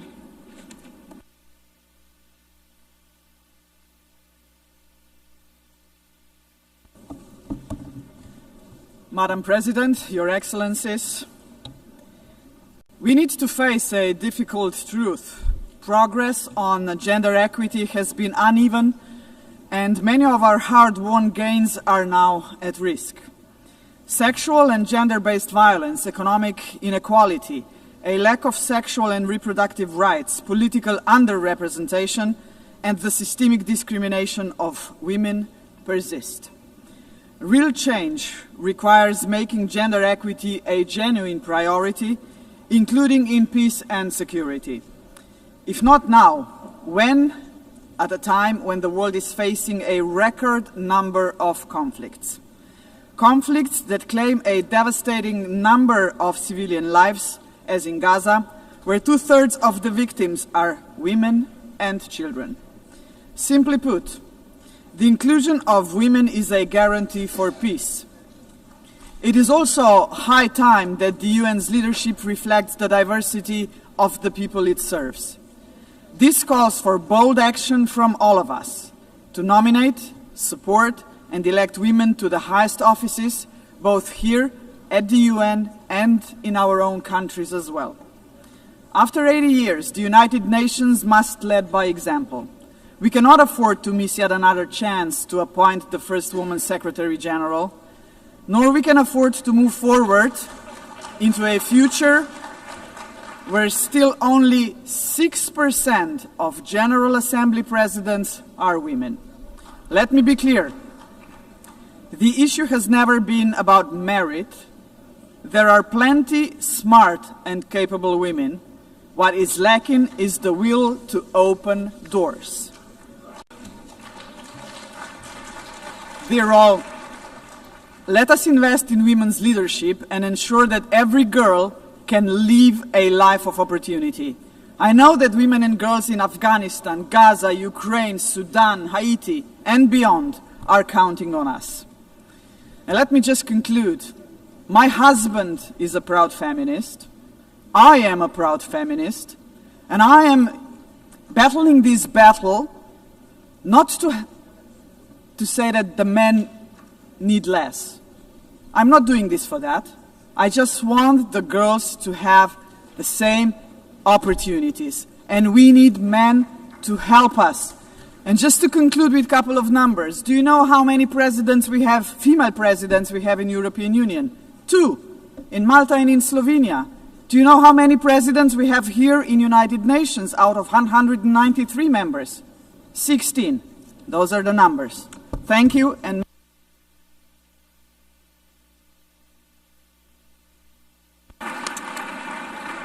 I thank Her Excellency, Madam President, and again also congratulations to you being the first in that role. I give the floor now to His Excellency Daniel Francesco Chapo, President of the Republic of Mozambique.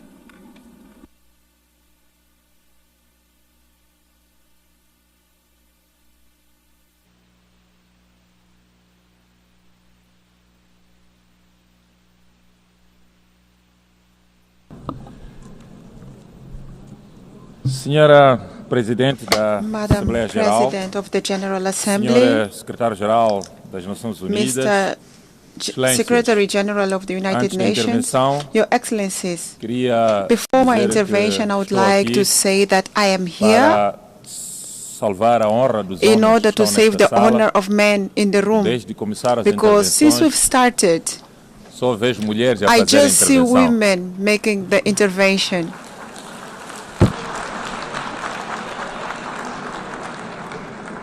For that reason, I would like to say that we need to have men talking about this topic too. It's an honor to address this distinguished assembly in a year. We celebrate the 30th anniversary of the Beijing Declaration and the Platform for Action. On this occasion, I would like to reaffirm the unwavering commitment to the women empowerment of Mozambique. This is why the implementation of the agenda of Beijing, we have defined 2 priority areas for all girls and women, namely freedom of poverty through promoting access to reproductive resources and economic resources, zero violence, with a particular focus on eradication of femicide and all forms of gender-based violence. Your Excellencies, since Beijing, we have achieved gender parity in the Council of Ministers and in the Parliament. Almost 50% of the girls in the country are enrolled in all the levels of education. We have increased the number of institutional births from 48% to 65%. We have women in leadership positions in the central organ of sovereignty, like the Prime Minister, the President of the Assembly of the Republic, the President of Constitutional Council, President of Administrative Court, amongst other significant advances achieved in the local leadership. We have also created around 30 integrated centers to fight gender-based violence. We still face a lot of challenges. 44% of the girls are in early unions, 68% were victims of violence, and 27% of girls are still unemployed. Mindful of new frontiers of inequalities that are emerging with artificial intelligence and digital technologies that affect disproportionately the employment of women, Mozambique is integrating into the curriculum and promoting girls' access to science and technology.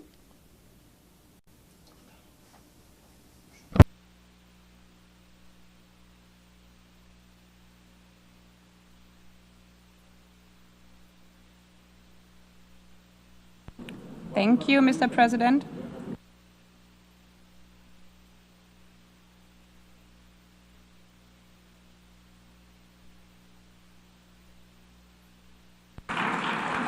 Obrigado, and I thank His Excellency, the President of the Republic of Mozambique. I give the floor now to Her Excellency Hilda Hein, President of the Republic of Marshall Islands.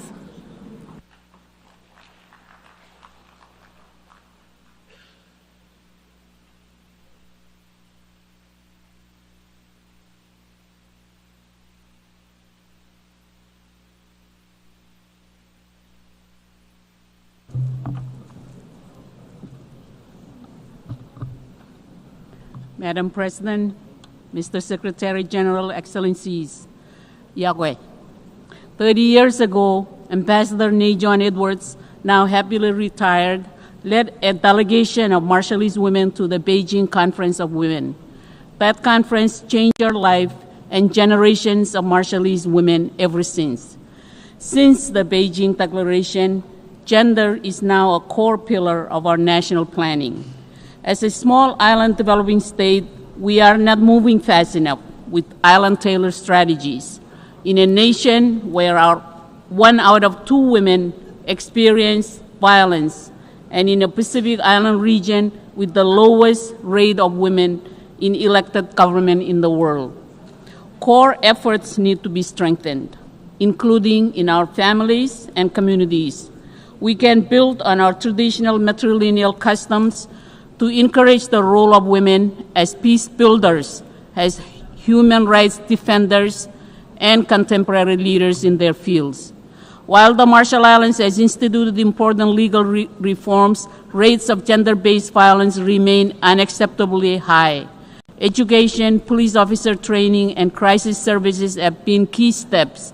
We will continue to ensure the full recognition and realization of human rights for women and girls, including through our recent ratification of the Palermo Protocol on Trafficking.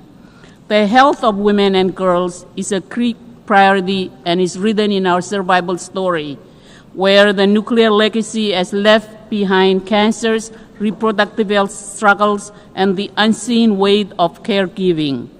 We answer this with urgency, expanding maternal care and family planning, and launching mass cervical cancer screening and prevention so that every woman and girls has the chance to live and to lead. Women's economic empowerment is vital to achieving equality. Through the Marshall Islands CAREF Fund, a national financing initiative that supports women's entrepreneurship and access to capital, we are opening pathways to women to drive innovation, recognizing when women prosper, nation prosper. Our national early childhood development framework has forged key progress in direct interventions to provide assistance, nutrition, and care for vulnerable communities, including expectant mothers and mothers of young children. This will be expanded for universal coverage to address crisis levels of malnutrition and stunting. We welcome the region's new policy launch to incorporate climate and resilience in the framework. Madam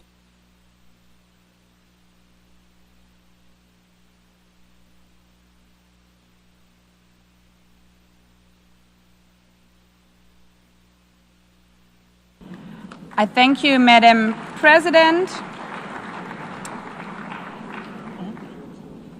I now have the honor to give the floor to Her Excellency Gordana Siljanovska-Davkova, President of the Republic of North Macedonia.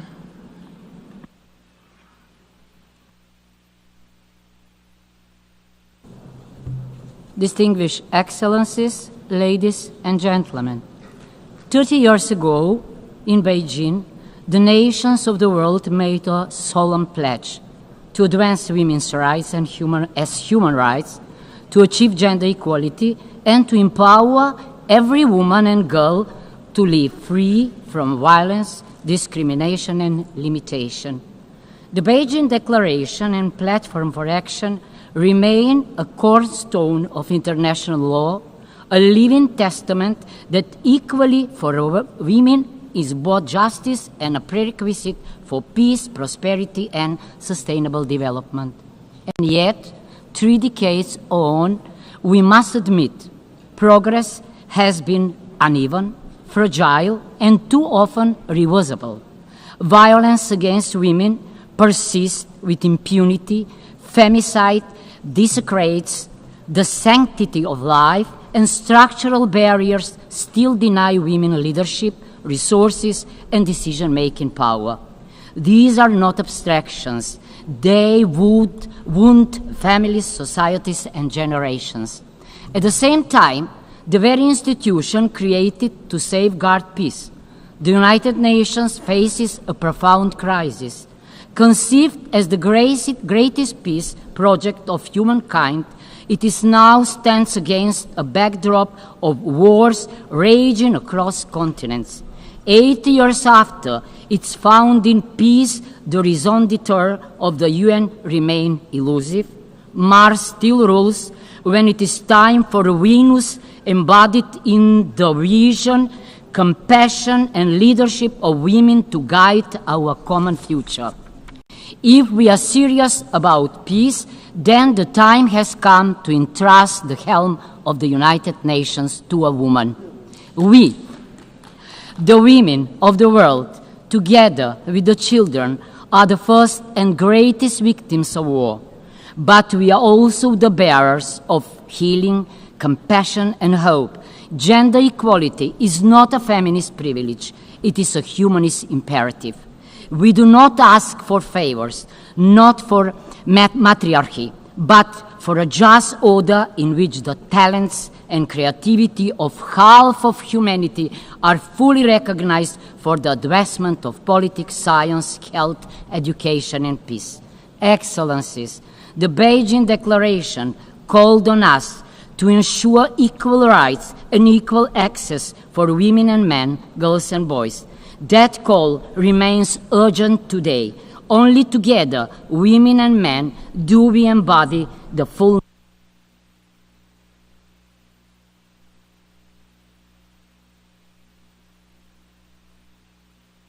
renew our commitment.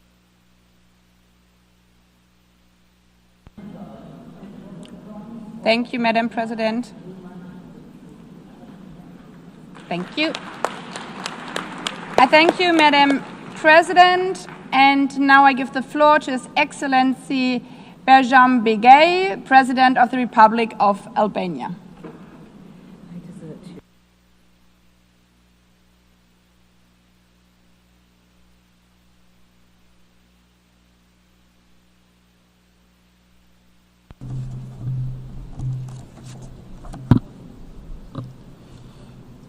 Madam President, Excellencies, it's my pleasure to present at the commemoration of the 30th anniversary of the Beijing Conference an important platform in the global efforts for gender equality and the empowerment of women and girls. Today serves as an opportunity to renew our collective commitment and to give fresh impetus to the full implementation of the Beijing Declaration and Platform for Action. We have made significant strides in ensuring women's participation in political, economic, and social life. Yet, with only 5 years left to achieve SDGs, progress on gender equality is stagnating and in some areas is regressing. We must reverse this trend. This meeting must serve as a turning point, moving beyond the rhetoric to action. We must mobilize adequate financial resources, reinforce accountability frameworks, and invest in measurable and transformative actions. Albania is ready to share its experience. Over the past decade, we have undertaken substantial legal, institutional, and societal reforms aimed at promoting gender equality. Albania has closed the gender gap in education, strengthened women's economic participation, and invested in digital inclusion and entrepreneurship for women and girls. These reforms have been shaped in consultation with civil society and the youth, making gender equality an important aspect of our society. To us, gender equality is essential to sustainable development, social cohesion, and shared prosperity. Albania has pledged two priorities under the Beijing Plus 30 Action Agenda. First, to intensify efforts to eliminate violence against women, and second, to expand the application of gender-responsible budgeting. At a time when conflicts and crises are multiplying, the world needs the leadership and contribution of women more than ever. Their role is fundamental in building peace, preventing conflict, and creating more inclusive and resilient societies. Albania reaffirmed its full commitment to the Beijing Declaration and Platform for Action, to the 2030 Agenda, and to international human rights instruments. Thank you.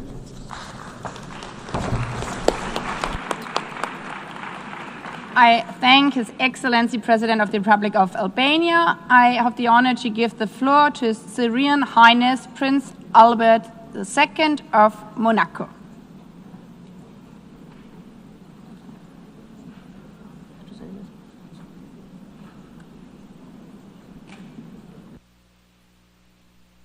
Excellences, Mesdames et Messieurs, Excellencies, ladies and gentlemen, in all of your capacities, 30 years ago, the Beijing Declaration Platform of Action set out an ambitious roadmap to achieve gender equality and empowerment of all women and girls. Today, as we mark this anniversary, we need to demonstrate clear-sightedness, determination, and a renewed commitment. Despite significant progress that has been achieved over recent decades, we see today alarming setbacks in women's rights. There are armed conflicts, the climate crises, and regressive movements which imperil our basic rights.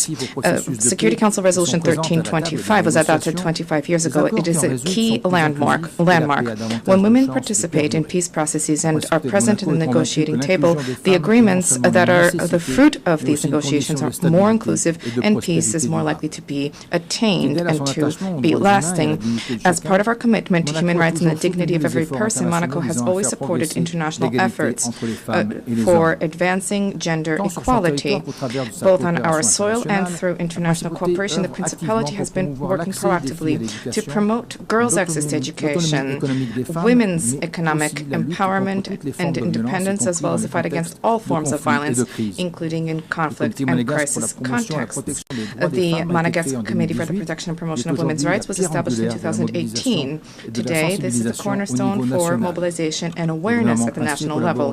The government of our Principality is working closely with UN agencies such as UN Women and its Sport for Generation Equality framework, which recognizes the role of sports as key leverage towards social transformation. Monaco is proud of supporting this initiative. We believe that sports should be an engine for empowerment, for respect, and for solidarity. UNICEF and UNFPA are also key partners for our action through tangible projects. So these partnerships help to anchor the principles of the Beijing Declaration in actions on the ground. I also wish to highlight the key role of civil society, women leaders, young people, and male allies in building a world that is more just, with greater solidarity and greater equality. Our Principality reaffirms a commitment to continue along this path in a decisive way alongside all of those who work day by day to ensure that this equality becomes a reality. Thank you. I thank His Serene Highness Prince Albert II of Monaco, Sovereign Prince of the Principality of Monaco. And I have the honor now to give the floor to His Excellency Assali Assoumani, President of the Union of the Comoros.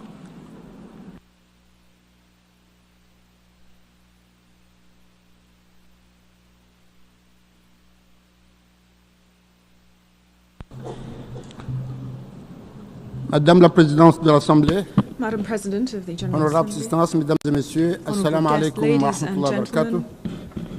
C'est pour alaikum. moi un grand honneur, un réel plaisir and a real de pleasure prendre la parole en ce for moment me solennel to à take l'occasion the du floor on 30e this anniversaire solemn occasion of the de la 30th 4e anniversary conférence mondiale sur les femmes. of the World Cet Conference on anniversaire Women. est l'occasion de This dresser un bilan de anniversary progrès is a accomplis time for us to take stock of the depuis la progress that has conférence been historique made de since the Pékin en historic Beijing 1995, in mais aussi de mettre en lumière but also les réalisations, les meilleures the pratiques, achievements and best ainsi que les défis practices persistants dans la as well promotion as the de continuing l'égalité des challenges genres when à it travers le comes monde. to promoting gender equality Fidèle à around ses the engagements world. internationaux et régionaux, As we are l'Inde des faithful Comores to a our ratifié international plusieurs regional instruments commitments, juridiques Comoros pertinents has pour la ratified a number of protection legal et la promotion instruments des that droits are des relevant femmes, to the promotion and protection notamment of la women's Convention rights, sur l'élimination de toutes les notably formes de the discrimination prevention of à l'égard all des femmes. forms of discrimination against Et women. durant la présidence comorienne de l'Union africaine, During j'ai eu l'honneur the presidency of the Comoros of de the porter African le flambeau de Union, cette cause we were essentielle. proud to hold C'est dans ce up the cadre torch que, of le this 30 octobre important 2023, cause, and on the 30th of October notre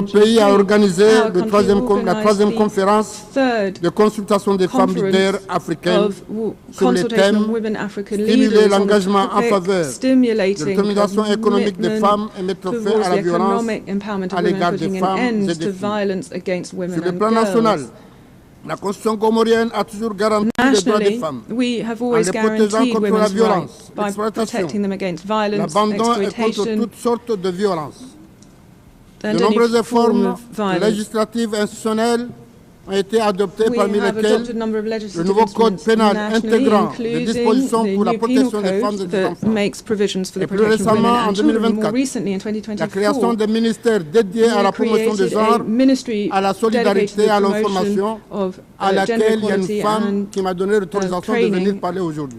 And there is Le gouvernement a woman comorien heading that up. a mis en place une We have politique also nationale established a d'égalité national du genre policy et for développé gender des equality, mécanismes and we de have prise en developed charge mechanisms médicale, juridique et for psychologique medical, pour les legal, victimes de violences and other basées sur le genre, support for victims une of réinsertion gender-based scolaire et violence. professionnelle est également proposée aux filles And mères victimes de we violences. also offer La special création support d'Africa for Women women Leaders, and girls who have been victims. Network, réseau des femmes leaders africains The et d'une network of plateforme pour women le leadership African féminin, leaders l'implication active des autorités locales is et communautaires actively et des involved leaders with religieux. local authorities. Depuis mon accession à la magistrature suprême, j'ai placé la participation des femmes aux instances de décision politique au cœur de nos priorités. Aujourd'hui, les femmes occupent des responsabilités, notamment au sein du gouvernement, du Parlement, des institutions juridiques et judiciaires, legal and judicial institutions and other areas. The interpreter apologizes. The speaker's microphone has been cut off.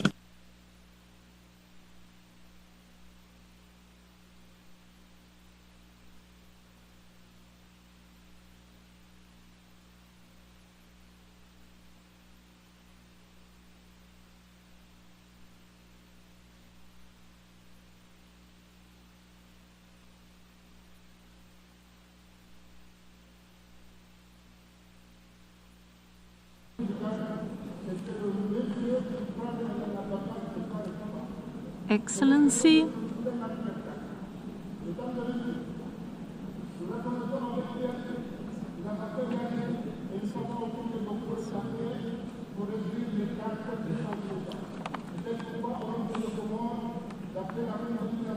Excellency, kindly conclude your statement.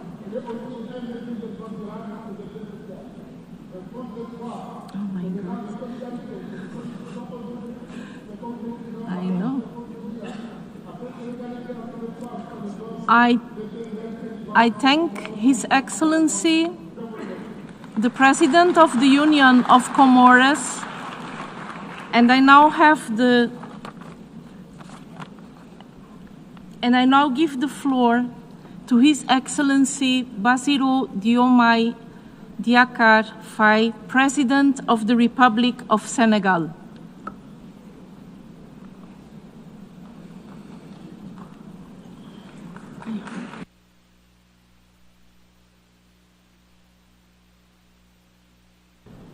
Madame la Présidente de l'Assemblée générale, and General Assembly, Madame la members of the General Vice-Secrétaire Assembly, générale, chers collègues, distinguished Mesdames, colleagues, Messieurs, ladies and gentlemen, je remercie la I Présidente wish de l'Assemblée to thank the générale President of the General et le Assembly Secrétariat général pour la and the convocation de cette Secretariat réunion. and the Secretary General for the Nous invitation sommes là pour extended rappeler, to participate in this meeting. We wish to pour appeler à recall la the poursuite following. de l'action, à la Pursuant to a call for mobilisation des action ressources and mobilization afin for d'accélérer resources la in order marche to accelerate pour l'égalité parfaite des progress sexes et towards l'autonomisation full de gender toutes les equality and femmes empowerment of et de all toutes les filles. women and girls. Le programme d'action de The Beijing a Beijing été Program of un Action tournant has dans la been a prise de turning conscience point when it comes to sur awareness about the l'obligation d'être plus obligation juste to vis-à-vis have de greater toutes les femmes. justice vis-à-vis Des all progrès ont women. été accomplis, Progress mais has been ils méritent achieved. d'être évalués However, régulièrement this progress pour should be assessed identifier on a nos regular faiblesses basis in order to et identify apporter weaknesses, les as well ajustements as qui to permettent to make the necessary une société adjustments plus to équitable build et plus a inclusive. fair and more inclusive L'engagement society. à promouvoir The commitment l'égalité des to sexes et les promotion droits of des gender femmes equality and the rights of signifie women lutter contre la means that there's a pauvreté, need to fight against poverty, garantir leur to accès aux guarantee women's ressources access économiques, to à economic l'éducation et resources, à la to santé, education, to accroître leur healthcare, as well as to enhance women's participation in decision-making bodies, as well as to protect them against all forms of violence and discrimination. This is what we have been doing in Senegal through our public policies and through the Senegal 2050 vision, which places women and young people at the very heart of national citizenship and stability. We have been implementing a progress accelerator to surmount the persistent obstacles to equality with programs which include expanding access for women and girls to education and training and combating unstintingly all gender-based violence. We are fighting against all forms of violence and discrimination against women and girls, and this struggle needs to be continued with vigor in neither religion, history, or any affiliation, or any argument can be made for women to be abused, discriminated against, or marginalized. All public bodies, members of civil society, religious and faith traditional leaders, all citizens have an obligation more than ever before to mobilize ourselves against brutality, against harassment, against rape, and against all forms of abuse. Together, let us surmount the persistent inequality. Let us work towards a greater partnership among states. Let us prepare future generations, succeeding generations, helping them to live in a fair, more equal, and more harmonious world. This is a shared responsibility. This is a universal moral duty. I thank you for your attention. I thank His Excellency the President of Senegal, and I now give the floor to His Excellency Faustin Archange Touadéra, President of the Central African Republic.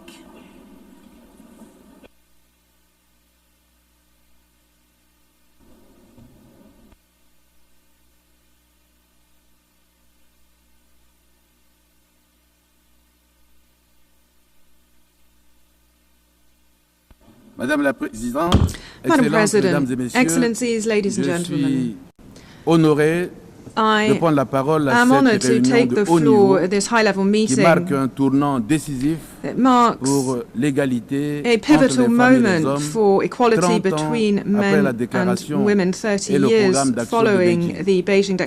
La République centrafricaine a inscrit l'égalité de genre et l'autonomie.